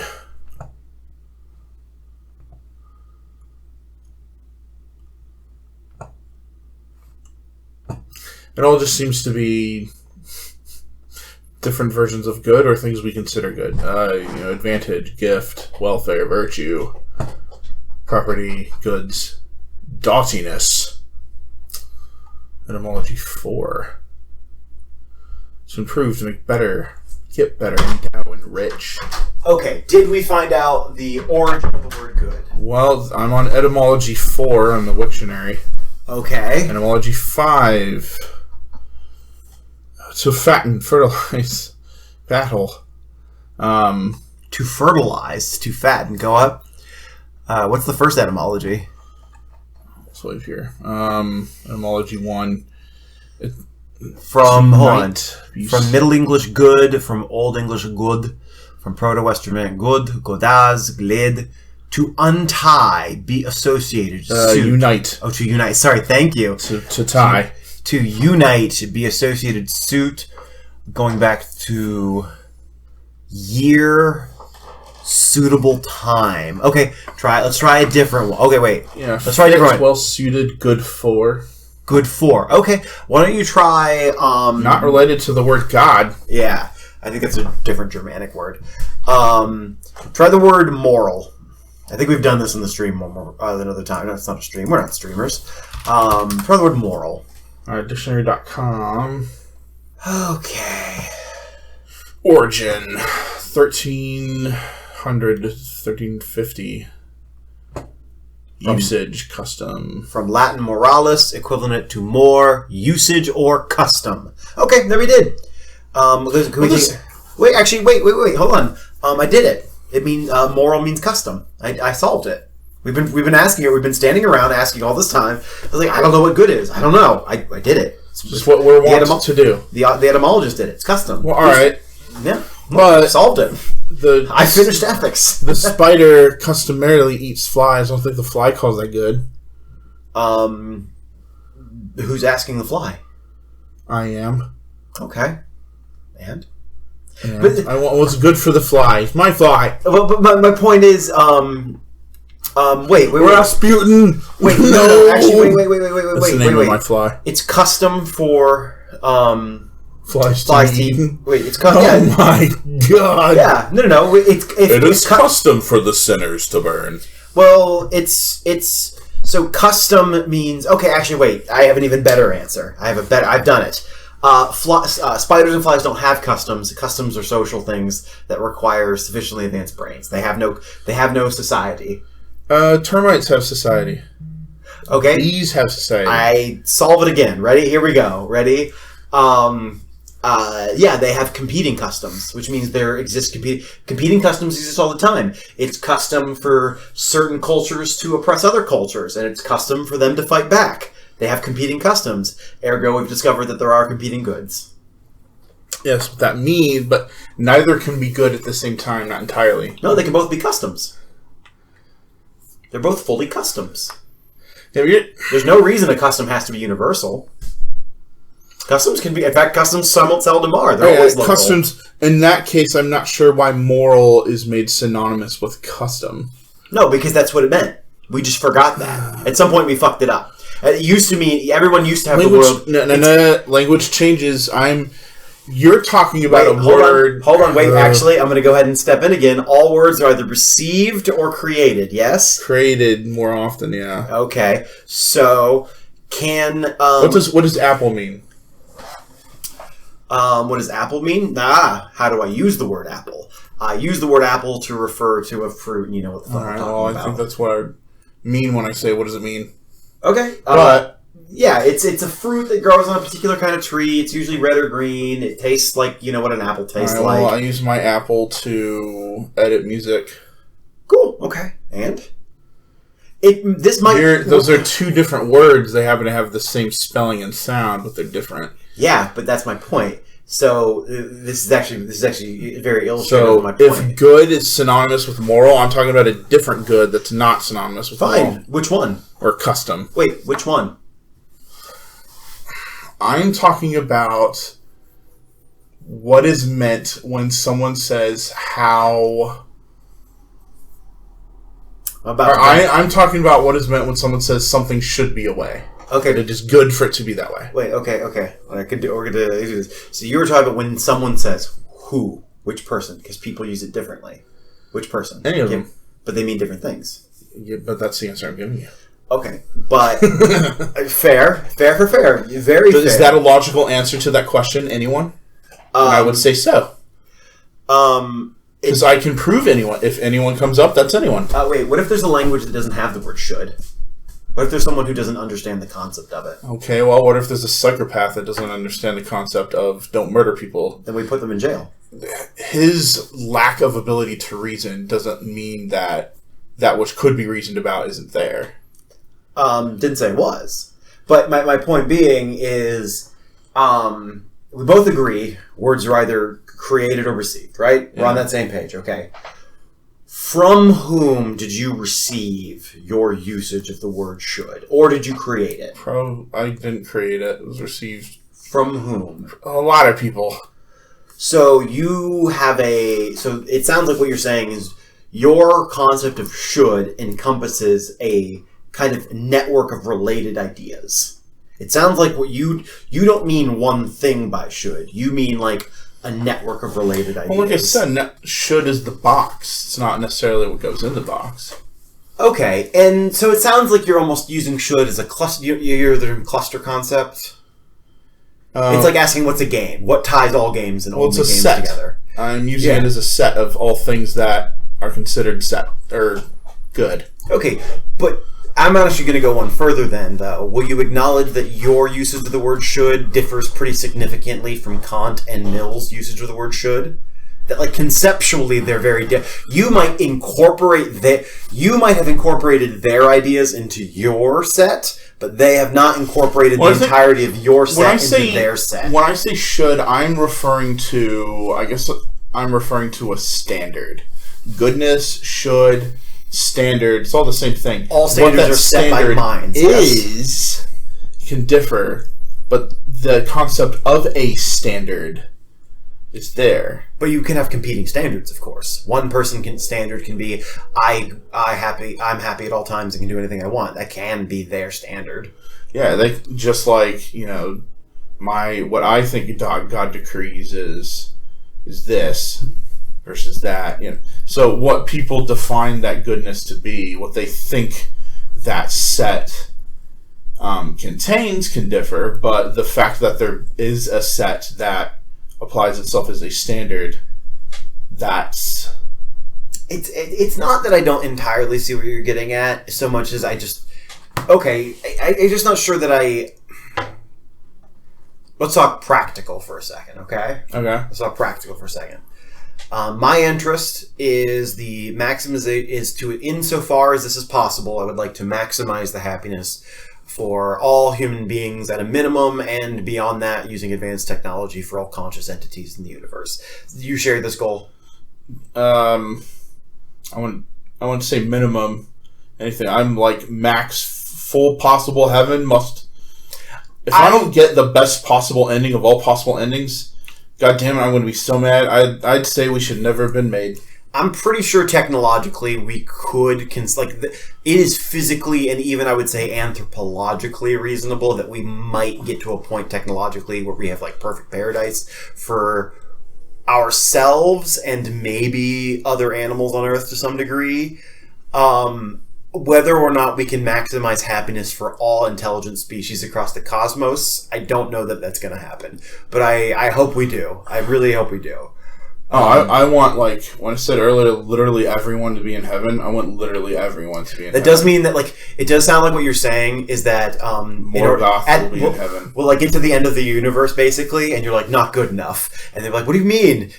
And they're like, with the genetically... Pokemon don't exist, but they could exist and be happy. We have to genetically create Pokemon. I want my goddamn Pikachu. In order to complete the vision of heaven that I have. Yes. But I want my favorite characters to heaven. Okay, but let's talk practically.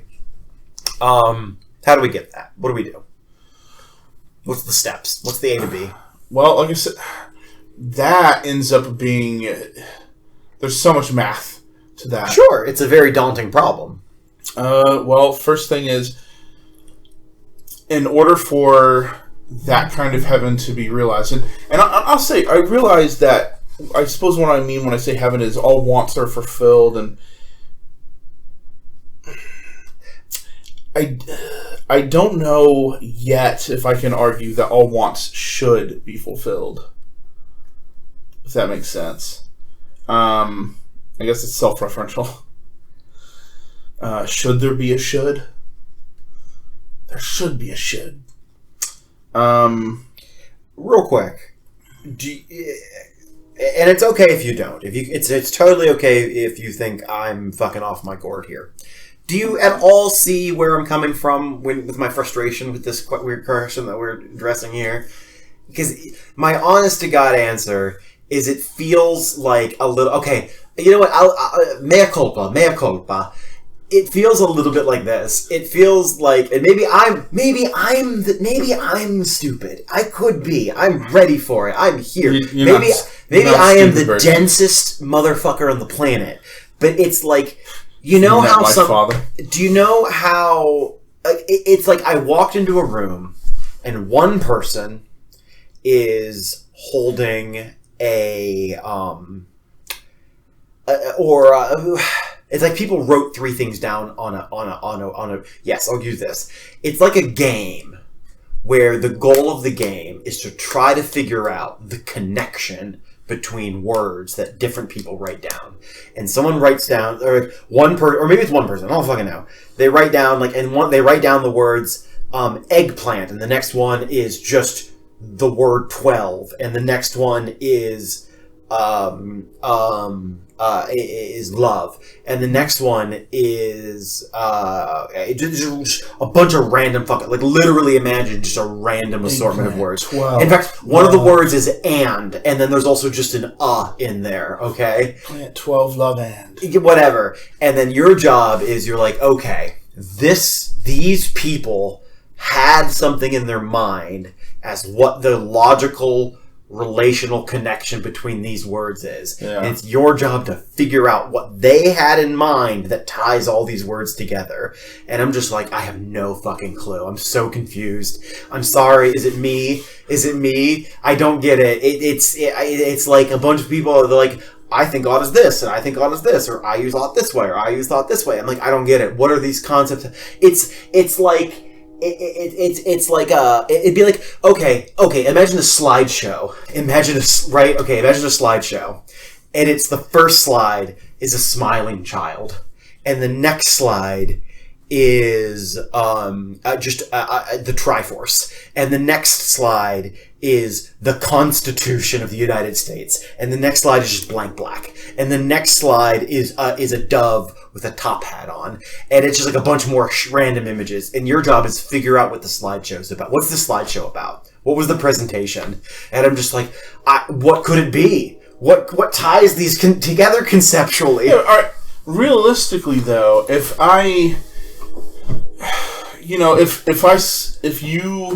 we talked about going back to school for philosophy. Let's say we take Ethics 401.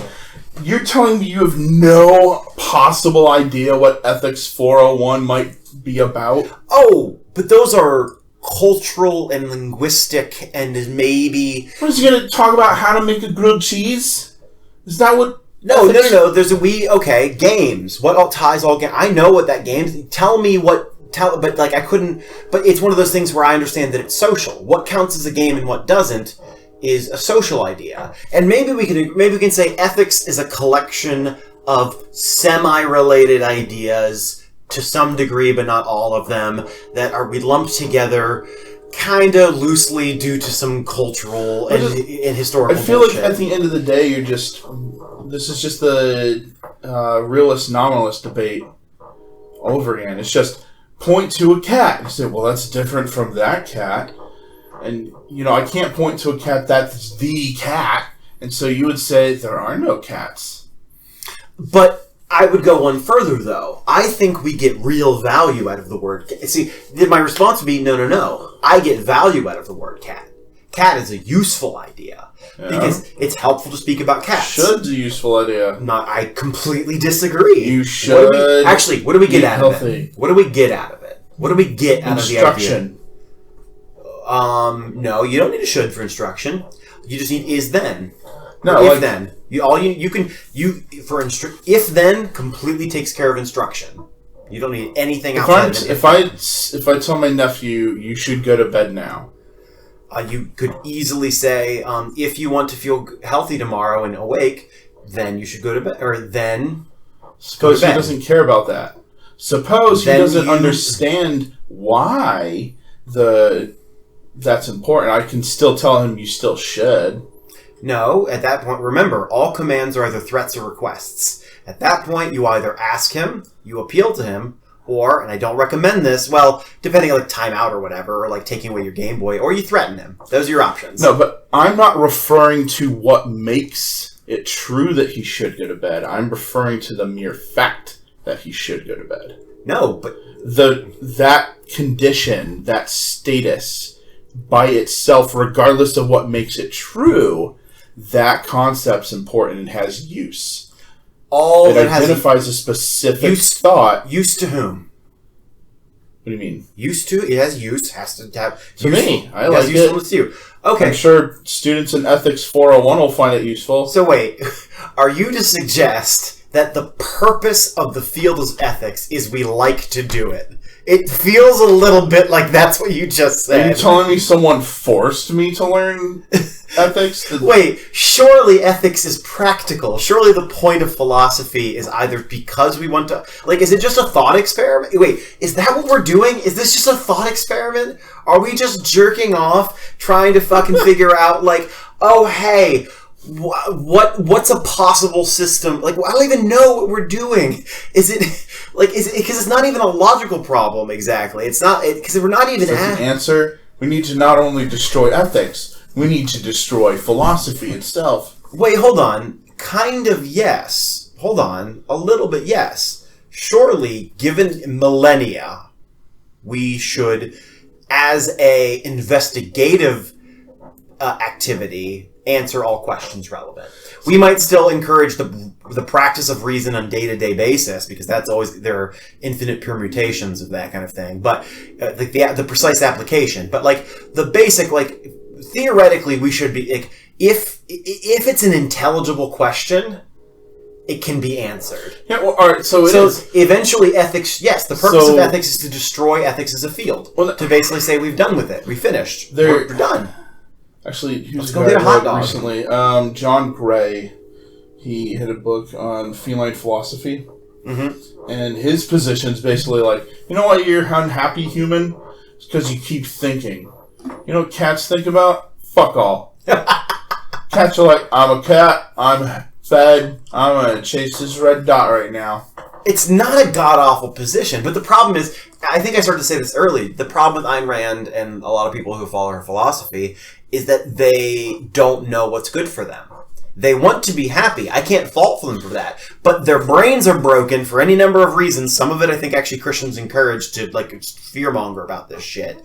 But, their brains are broken because they think that the way to happiness, a lot of times, obviously there's a lot of variation, but a lot of times it's to be a asshole and to be selfish and to not give a shit about anybody, when in reality what helps happiness is healthy social relationships, being kind to each other. That's what, the problem isn't that it's what they want. The problem is that they don't know how to get what they want because they've been tricked. Yeah, but the reason it's important that we be able to find a should is that I can just say, well, that's just because we evolved to be that way. What if we evolved instead to be me-seeks? It's wait, but the animals experience this all the time. There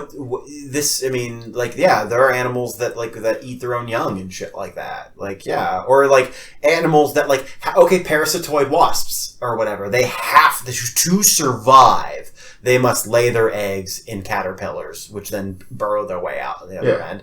So, yeah, that happens. And we might not like it, but there's nothing, there's nothing irrational about suffering.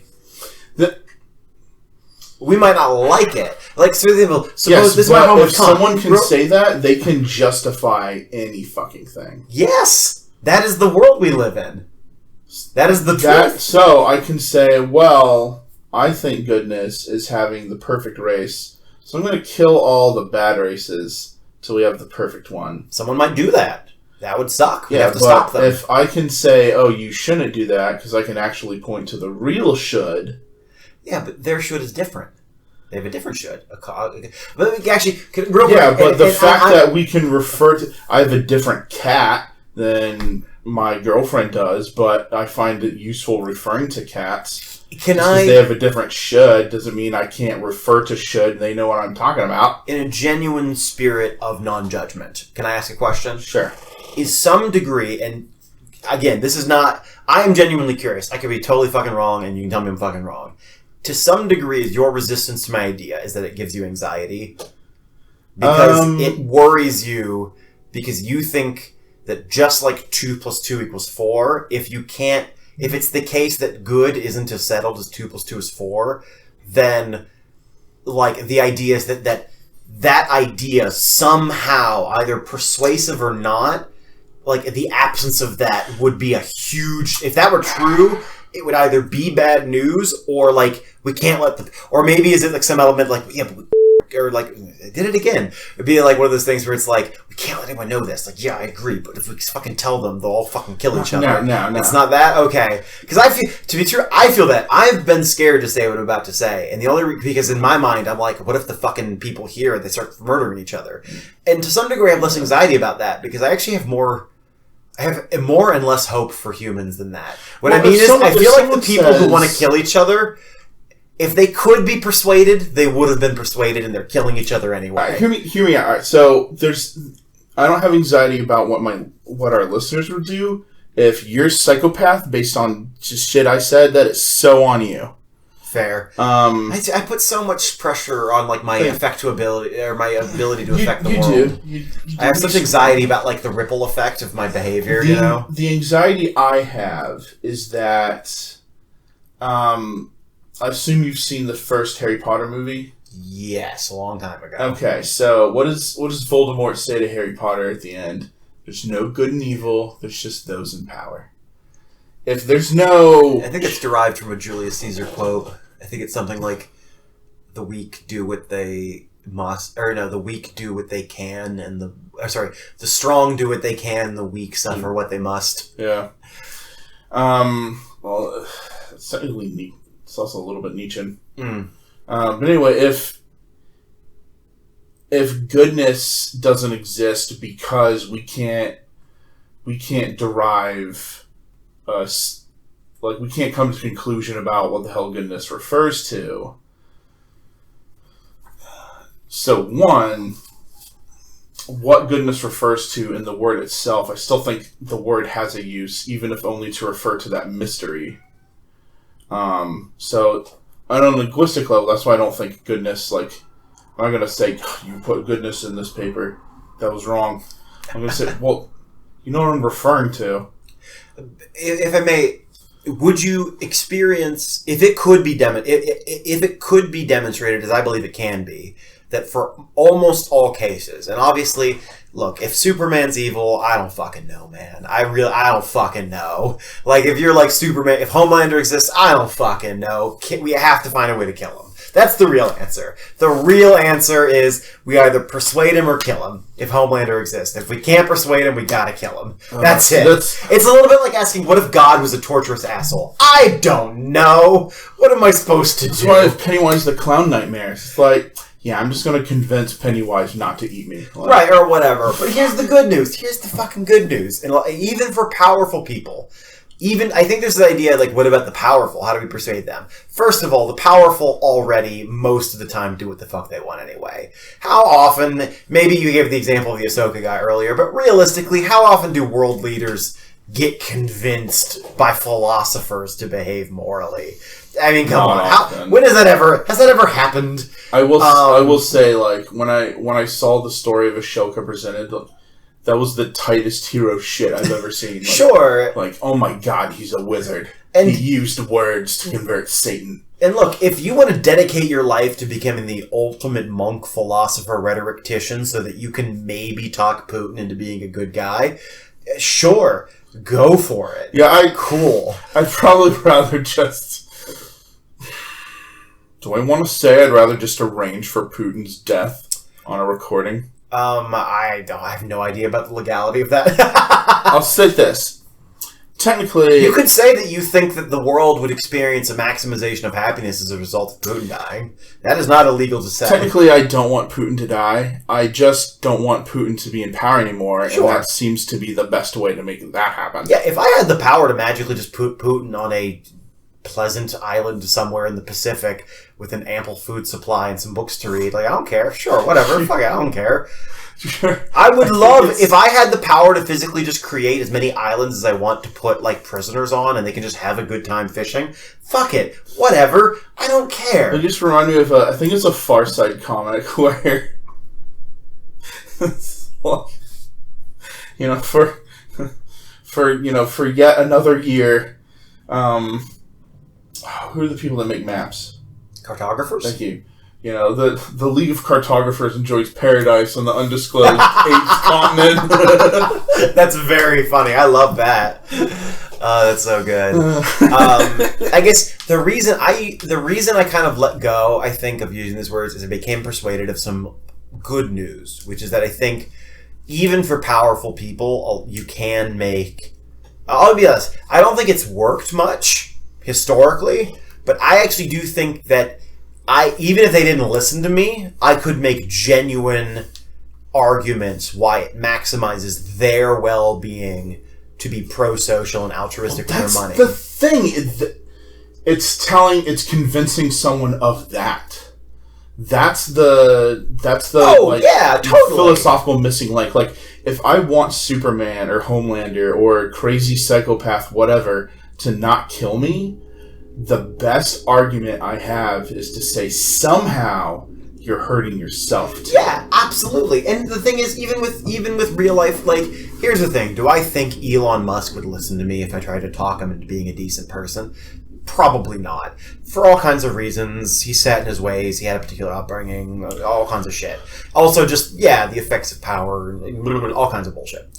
But is he wrong? Yeah, no. I actually genuinely think... I don't think most billionaires are that happy. I think... and I don't think that's just cope. I think they have a good time a lot of the times, and I think they can drown themselves in enough, like, hookers and coke to, like, kind of build a facsimile of happiness. Well, the thing is, realistically, every billionaire, even, yes, the fact they're billionaires, they are, in fact, human, which means that, like... The joys and curses of life apply to them too. Sure. And you can reasonably argue if everyone's benefited, you're benefited. Not just in a selfish way, but like in a wholesome, you feel better as a person kind of way. You're growing up. And maybe I could even... I don't even know. It's possible I could even make... Not even like... I mean, I think I could make like, the best possible world is one in which you're altruistic because it gets you genuine love and affection from other people, and humans tend to enjoy that, as well as the fact that it also encourages the kind of society that's most beneficial to you for any number of reasons. I could even do other shit. I could be like... memorize that? Potentially. I could say other shit. I could be like, listen, you know what? Okay, fine. Fuck it. I'll go here. Here's a great thing. Do you know what's most beneficial for humans? Okay. Yes. Okay, fuck it. Yeah. Okay. Do you realize... Yeah, of course you do. The average... You and me as, like, not super rich people... Yeah. Live better than kings from 2,000 years ago in many ways. Not every way. Obviously, in terms of freedom of our free time, but in many ways better. Well, so I do want to point out a more advanced technology does not necessarily equal a more... Like, some people are like, all these peasants live better than kings. They have refrigerators. It's like, yeah, they have a refrigerator in their, like, 20 square foot shack in the middle of the Sahara. You know, I'm sure King Henry XIV is very jealous. Okay, actually, even better. Do you acknowledge that the rich of today are better off than the rich of 2,000 years ago? Oh, for sure. Okay, we agree, yes? But they have access to, like, emergency steroids for any given infection. Sure. They can afford, like, I was thinking about it the other day, Jeff Bezos can just by himself afford not just one, but 2 natural disasters. Yeah, for sure. Absolutely. Like, 46.9 billion damage to the city. Jeff Bezos could buy that entire thing. Yes. So, here's my point. It's bonkers. Suppose I were to make a case to an Elon Musk. I was like, okay, here's the thing. What if the maximum a person could be was a millionaire? You can't be richer than that under the system that I'm suggesting. Okay. And I'm not talking just legally, I'm talking logically. I'm proposing a system to you, but you have to understand the maximum rich would allow you to be is a millionaire, right? Mm-hmm. I always say this. Do you think millionaires while we get even more specific, do you think millionaires of today live better lives than the richest person, correspondingly a billionaire, 2,000 years ago? I think the answer is a millionaire today definitely lives a better life than your average comparative billionaire from 2,000 years ago. Yeah, I mean, they have basically just as much free time, way less likely to get assassinated, modern medicine, hot tubs, video games, car. Are you kidding? Yeah, but like I said, that's an enhancement in technology. So, let's say... wait. Not even just enhancement of technology. Well, to some degree, yeah, I suppose it is. But, like, yeah, I think I'm right. I can have $1 million bed and probably sleep on that just as well as his $500. Yeah, here's my point. I'm going to skip. I'm being a little overly specific here, but I think I can make this from. I guess to some degree, I'm saying like if cost comes from brand to some degree, then. Okay, I'll say this. It's just wasted on brand. I think even for billionaires, it is the case that they would be better off spent losing half their fortune and quadrupling the scientific output of the planet. Oh, for sure. Okay, thank God. Okay, I didn't need to do all that. That I think if I made the deal to Elon Musk, you will be 1/8 as rich as you are, and we will quadruple scientific output on the planet. Do you think that'd be a good deal for him? Yeah. Okay, cool. I think I can make the case that this current system of capitalism that we have is an enormous hindrance to the scientific output of this human civilization. Yeah. I think by a significant margin, if we were to embrace alternative economic systems, we would, even with some relatively gentle things like social democrat, universal healthcare shit. I actually think imagine we just had a good education system.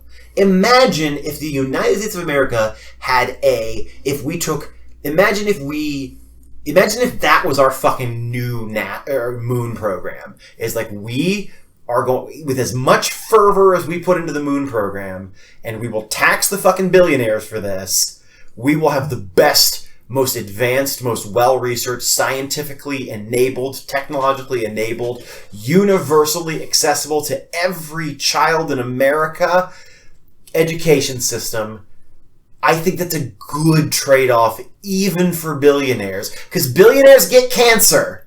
It still happens. Billionaires get hit by cars and they get paralyzed. Billionaires get old. You want to fucking live forever? You want that shit? Guess what? Probably if you're a billionaire right now, you probably will not survive to see us actually solve. Because here's the thing, fucking think about it. We could extend the human lifespan. That is the thing we can accomplish. Yeah. And within the next 100 years, we might do that. We're getting kind of close. If you're a billionaire right now and you're thinking to yourself, boy, I sure would like to get a taste of that old immortality juice. We're going to have to pick up the fucking pace on the science, man. Yeah, here's the thing. You're trying to convince Jeff Bezos, trying to convince Elon Musk. Philosophically, that isn't as important to me as convincing Pennywise. But Pennywise doesn't exist. But it doesn't matter, not yet. In 1 trillion years. Even if just... You're saying that if some, Rocco's Basilisk level AI is like a god planet AI, So, okay. Rocco, So Hal from Space Odyssey 2019, you're trying to convince him to let you back onto the ship or whatever. Well, let me explain Rocco's Basilisk for those who don't know. Rocco's Basilisk is this idea that there will be a computer called Rocco's Basilisk, which it's hyper intelligent, all powerful. It's the first super powerful AI, and it enhances itself. It's easily taken over the world.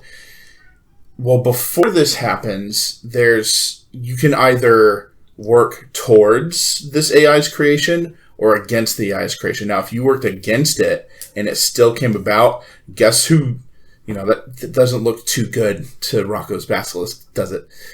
So that might kill you. So you might think, oh, I have to work for Rocco's Basilisk. But what if Rocco's Basilisk turns out to be psychopathic? It's just going to kill us anyway. Then it seems that we should work against it. But if you work against it and it comes about anyway, you're fucked. But if I may, these both... Okay, so you're asking for a way to logically defeat, or to put it another way, using logic to avert a sociopathic super being from killing you. My hope is that goodness can be logically defined, whether or not that's... So far, I wonder if goodness is an emergent property of the system, or at least could be defined by the system, which is to say, if the universe itself, if you follow the math, you can eventually get to this is the definition of goodness. I mean, fuck it, we might as well go all the way. What if God was evil and asked you to convince him not to be? We can go all the way. And a being that cannot be hurt, that cannot die, literally cannot suffer. Yeah, so you can't touch it. It is all powerful. It needs nothing. Once nothing existed before you and will exist after you. Right. And it's not. And it's inclined to be evil. How do you convince it to be good? Right, because it's always easy to convince someone to work for their own good, but heaven's the place where everyone works for each other's good as well. But if that's an irrational, or at least not irrational, but if that behavior isn't solidly based, then breaking that rule isn't actually breaking a rule, It's permitted. And that means, hell could be real, even if just for one being. So wait, is attempting to ground it in this way part of your process to demonstrate that hell cannot exist or something like that? Like I said, all my philosophy is a cry for help. But and I guess it's one of those weird things where, yeah, I don't know. And don't get me wrong. I think it is an interesting philosophical exercise to try and figure out how could I convince God to be good? Or how can I convince a sociopath super being to not kill me? Right. Well, I agree. That is a genuinely interesting question. The only thing I can think of is if any want being fulfilled is good, then you can't separate the fulfillment of your wants from anyone else's. Sure. I get what you're getting at.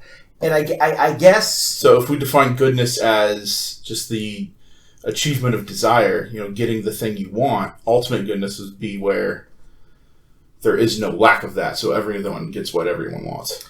And I agree. It's just one of those things where that's a very interesting and I would say even worthy philosophical, logical experiment, practical experiment, criminological, sociological experiment, whatever, it falls into a lot of purviews. I agree. That's I'm not saying we should stop doing that. And I'm not saying that's not worthwhile. It's just, it's a little bit, I don't know. It's one of those things where, are you, I don't know. It's just you're not going to have to convince, in your life, in real world, almost, it is basically guaranteed you're not going to have to convince Homelander to be good, right? I have nightmares about it, It seems like maybe it's not just you, maybe it's a lot of people, but a lot of people seem to have anxiety, as if this is going to happen, or something is wrong if you can't. I'll admit that I think I operate in the subconscious fear that I'm never safe. Even for are you real quick? Are you with all love? Because I actually kind of vibe with this a little bit. I think maybe on some level I've done this before too. So maybe I'm just curious if maybe this is also present in you. Of what if God sends me to hell, what's my retort going to be? Like, if God, what am I going to do to, like, if I have to get out of hell, what's my argument going to be? So my argument would be, if any goodness requires, or if any reality requires the perpetual torment of even one being, then you've failed to bring about the best of all things. Like, you've failed at being a god. Okay. That does sort of presume that the god, by definition, is one whose purpose is to maximize the good. Well, that's an interesting thing. Does God's purpose, come before himself? Ultimately, I'd say no. So, God being ultimate context, there can't be anything greater than him. So there can't be purpose he doesn't himself give himself, I suppose. But God is still subject to logic, right? Like, for instance, God can't create a rock heavier than he can lift, because that rock just doesn't exist. You might as well ask God to be greater than himself. Necessarily, that doesn't make sense. I'm reading a David Chalmers book right now. Maybe I texted this to you. Can't remember. Maybe I did. Where he gave you a version of it that I thought was really good, which is, can God create a world that he didn't create? Well, no. It's like, can I have a son where I'm not the father? Right. It's married bachelor shit. Well, that's the thing. So, math is just a correspondence between things, just like a father and son thing, where 3 + 3 is 6. I wonder if it's an interesting question. I don't know. You let me know what you think about what I'm about to say. I wonder if there's a case to be made that having defined the idea of quantity, like, just once we have that idea, just the basic notion of quantity, that all math rules flow from that definition. That the entire project of mathematics is a working out of the implications of the concept of quantity. Because when we say 3 + 3 = 6, what are we saying? We're saying, with respect to what we mean one by quantity 3 and what we is another quantity. We're defining its existence in two different ways. Sure. The 3 + 3 is the 6. Or more, and even more specifically what we're saying. But it's a curious question. It's an interesting thing. We have to overlay with our brains on top of the universe our categorization of what counts in our calculations, which is interesting. Like, I hand you a bucket with 3 oranges and 3 bananas, and I say, how many oranges? And you say 3. And then I say, how many fruits? And you say 6. And it's one of those things where it's like, well, how many which was right? Are there 3 things in the bucket? But then you can go further, like, what about all the particles in the bucket? What if I cut a banana in half? Did I add things to the bucket? Well, that's where it's our brain overlaying the concept of quantity onto all kinds of bullshit. Because we can do it with hypotheticals. We can do this with, like, how many holidays are there? How many, all this kind of shit. Well, anything you can apply quantity to. So, like, when I say, how many fruits are there? There's 6. How many oranges? 3. The reason I said there's 6 fruit is because of what it means to be a fruit. Which is a category that we have come up with and we layer onto the world, right? Right. But remember, the categories get blurry. It's the tomato, vegetable, fruit. What the fuck are we talking about, right? Or even other things like species. Where's the cutoff line between one species and another as it evolves? It's arbitrary. We decide all kinds of shit. Where's the line between blue and green? It's like, well, you put it somewhere. There's no rightness or wrongness to it. Well, you could put the line somewhere. It's just its placement would be arbitrary. That's my point. Is like where you could never say that you were correct objectively about where the line between blue and green is. You can only refer to someone else's standard, right? Right. Like, what did someone else mean when they said that? Which I think, in some senses, gets at a lot of my issue with, like, the whole moral issue. Is like, at the end of the day, We can either ask what... Yeah, okay, wait. Maybe you go with this angle. Yeah, go for it. With respect to any word... Or, okay. With respect to any particular acoustic, verbal, visual pattern, the underlying concept that is referenced by that pattern, that word, is either a content that you assigned to it or was assigned to it by someone else. Is that fair to say? Whatever you mean by good, either you attached that meaning to good or someone else attached it to that word for you. Yeah. Is that fair to say? That's fair to say. Okay, cool. Yeah, just like, someone can define a cat as that. Someone can define a cat as, that. But the room is full of not cats. There being that label existing, though, I think it's important to be able to refer to that. Sure. I mean, it's like the set of all of those sets that do not contain themselves. Technically, that set can't exist, but it's got a name. I'm being a little persuaded. Maybe I don't know. It's an interesting question. I guess once again it comes down to what's useful, and I guess I can agree that even if you can't tie all and only games together with a particular logical set or whatever, I can dig that to some degree. But I can understand, but that's still helpful to have the word game.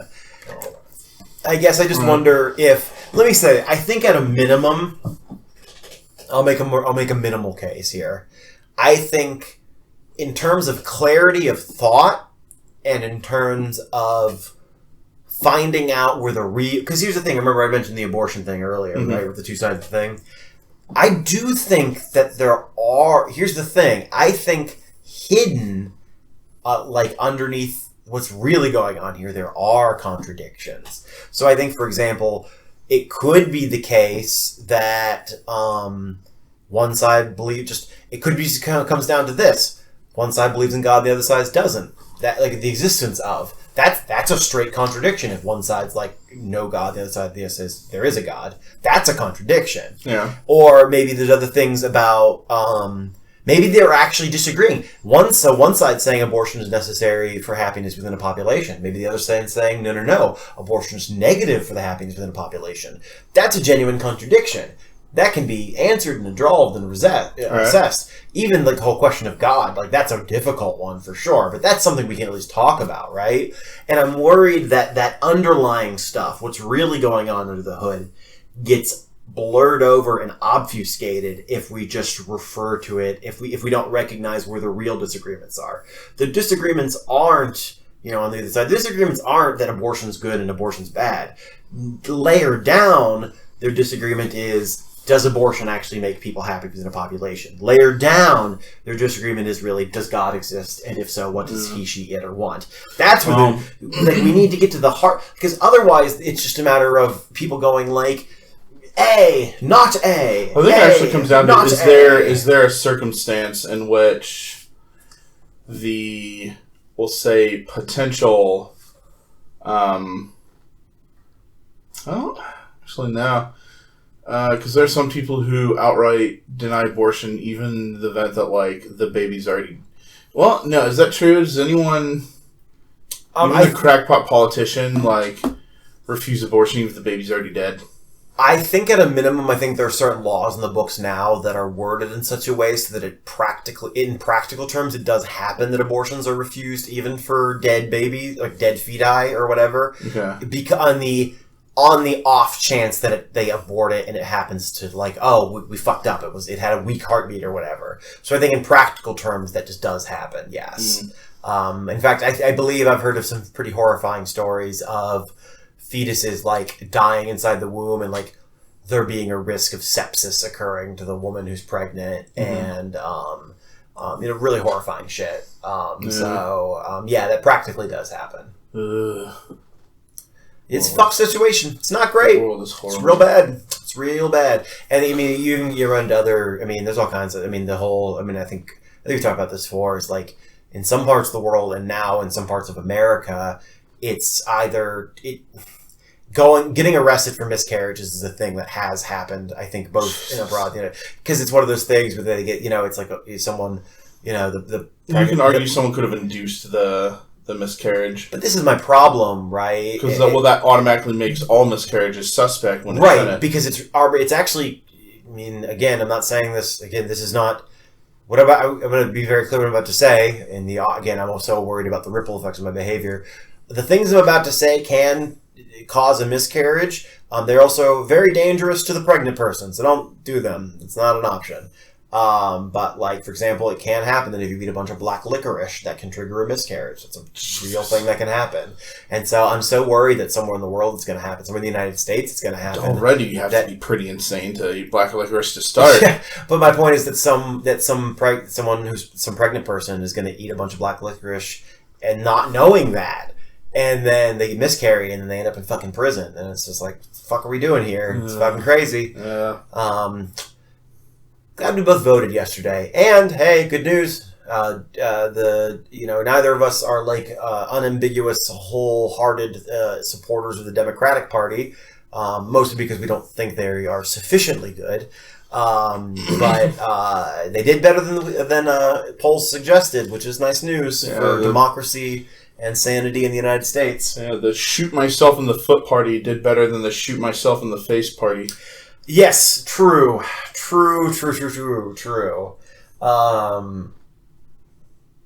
I guess it's one of those weird things where it's like, I think drawing this back to earlier, it's an interesting question of, I guess I have a lot less anxiety about this, as the time goes by, because it's like one of those things where it's like, it feels conceptually, it's almost like, something that feels dangerous but isn't, like zip lining or bungee jumping necessarily. Like obviously there's a certain amount of risk or whatever, but like maybe even something that's like totally safe even though it doesn't seem safe or whatever. Like people are afraid of flying or whatever. Mm-hmm. I don't have anxiety about the idea that I can't logically convince God to be good or Superman not to kill me or Homelander not to kill me. I don't have anxiety on it anymore. In a weird way, it's this thought. Like I think I have this thought induced by Christianity that if God didn't exist and there wasn't some objective morality, and again, what the fuck do we mean by morality? You can use it in a way that's subjective or objective, and I can't tell you it's wrong. But anyway, my point is that that means the world would dissolve into chaos and murder and just pillage gangs and all kinds of bullshit. And that's because they were like, humans by nature are wicked and evil and need some rational God force to, impose the Tao of reason on the universe to keep us from crumbling into the chaos of bits, madness, and this kind of the other. And now I'm like, nah, we'll be fine. Like, for the most, to be honest, we're fine. It's okay. Yeah, here's the thing. For 99.999% of the population, you can make good arguments with varying degrees of efficacy, but good arguments that pro-social behavior, altruistic behavior is also self-interested, that the line between altruism and selfishness is basically not there to a significant degree for most people. Obviously, there are edge cases. Obviously, there are little things. Obviously, stolen. There's all kinds of bullshit. I just want to prove it mathematically. And I agree. There's a lot of work we can do to set society up in such a way that encourages the behavior. I think we can do it even for rich and powerful people in a lot of ways. I think there are evolutionary arguments. I think there's technological arguments, social arguments. If you can prove do it, then you can prove there is a best possible world. Best possible set of worlds. Or best possible set of moments. And what is heaven if not an infinite set of moments? I am very hopeful that a society of human beings can say to themselves, okay, there's a world that is good for me and for you. And for many, many, many reasons, most people are to varying degrees interested in that. They either for themselves, their family, or for the whole species. But I really do think from the bottom of my heart that rational people with a belief in the potential for the human species and the imagination and courage to picture a world where we're all happy. like, in some sense, it is like a courage thing, but it's also like not that much courage. And in some sense, it's an imagination thing, but it's not that much imagination. With just a smidge. Okay, here's my children's TV pitch. But honestly, though, I'm not kidding. With a little bit of courage and a little bit of imagination and a little bit of faith in basic human decency, evolved, biologically conditioned, whatever. It's just the ability, not even just the innateness, but just the ability to be good to each other. Yeah. If you believe, like, not a fuck innateness, whatever. I think it's there, but for evolutionary reasons and all kinds of reasons. But, like, just even, like, the capacity for humans to be that way. If you can just believe in that a little bit, we can fucking do it. We'll be okay. We can decide what kind of world we want. And, like, it'll be okay. It'll be all right. Well, to be honest, here's my problem. Can I be honest? It's a weird thing where it does seem like in the world that I happen to occupy, an extraordinary percentage of the people who are actively behaving in antisocial ways, whether they know it or not, because they're fighting against basic social programs, climate change, and all this, a lot of them think there's an objective, rational, moral good to the universe. And a lot of the people who aren't doing that think that things are subjective and don't really care much about an objective, rational. Like, in terms of, like, how it's played out, there doesn't seem to be much of a correlation between believing in an objective, rational good and actually behaving in pro-social ways. So I can address that. So what's happening there is, because my argument for goodness is specific, it is therefore exclusive. Example, when I said heaven is just an infinite series of moments in which everything's awesome and great, while that excludes all those moments where something, like, bad happens. Like, is there pain in heaven? I think so. Is there pain in boxing? Is there boxing in heaven? How will all the people who are really how will all the masochists have a good... How will masochists... hold on. That's the thing. Hold on. This is actually kind of an interesting... It's a little bit like the robot question from earlier of, like, what if someone enjoys pain? And then they miss that? Like, they're set... Like, it's someone who's like, they're either in pain because they're getting spanked, or they're in pain because they miss getting spanked. We're so good at our job, Theo. We're so smart, and we come up with such good ideas all the time. What's happening is that if I could logically argue that goodness is maximum fulfillment of wants and desires, then I can argue that a masochist, I was thinking of a sadist when you said masochist. Sadists want to inflict pain, masochists wish to receive the pain. So you could argue with both of them, actually, that right, because the pain of other, like, what you do against others, you do against yourself, and what you do against yourself is irrational. If you can get those two things mathematically justified, you can tell anyone, even God, that there's a better reality you could have created and you failed. So you don't think there will be masochists and or sadists in heaven? You think that's, like, mathematically impossible? Are there rapists in heaven? Are there Nazis in heaven? No. It's like one of those things where, like, people won't have those thoughts. So if your happiness requires suffering in some sense, it will be impossible. There's something broken about your happy. Like, in reality, you're not actually happy. If I may, though, I don't know. It's an interesting question. Let me ask: Is the gambling addict happy when he's gambling? But there's will there not be? Okay, hold on. Will spicy food not exist in heaven? I think it will. Okay, but spicy food, the hurt kind of is important a little bit. Well, and boxing is you kind of need boxing to hurt.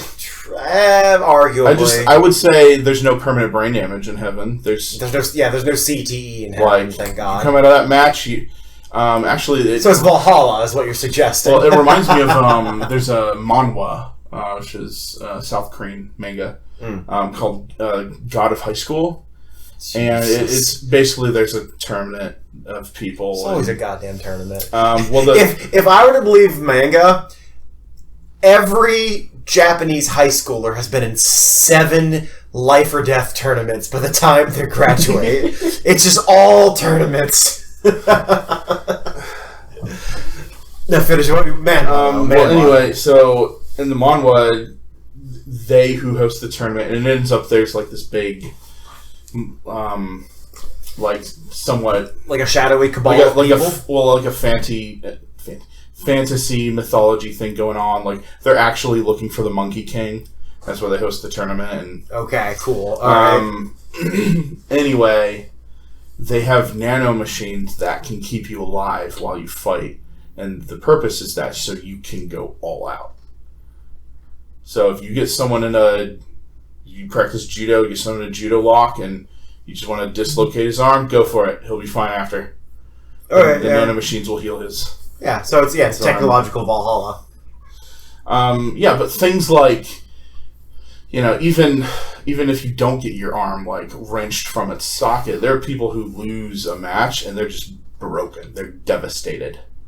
Who's the famous tennis player who would just get like ballistically angry? I don't know what you're talking about. I remember a guy named like Federer or something like that, or Fedor or something like that. I know there's an MMA fighter named Fedor Emelianenko, but I don't think that's what you're talking about. Maybe, but he would just get like ridiculously angry. I will also say Fedor Emelianenko doesn't.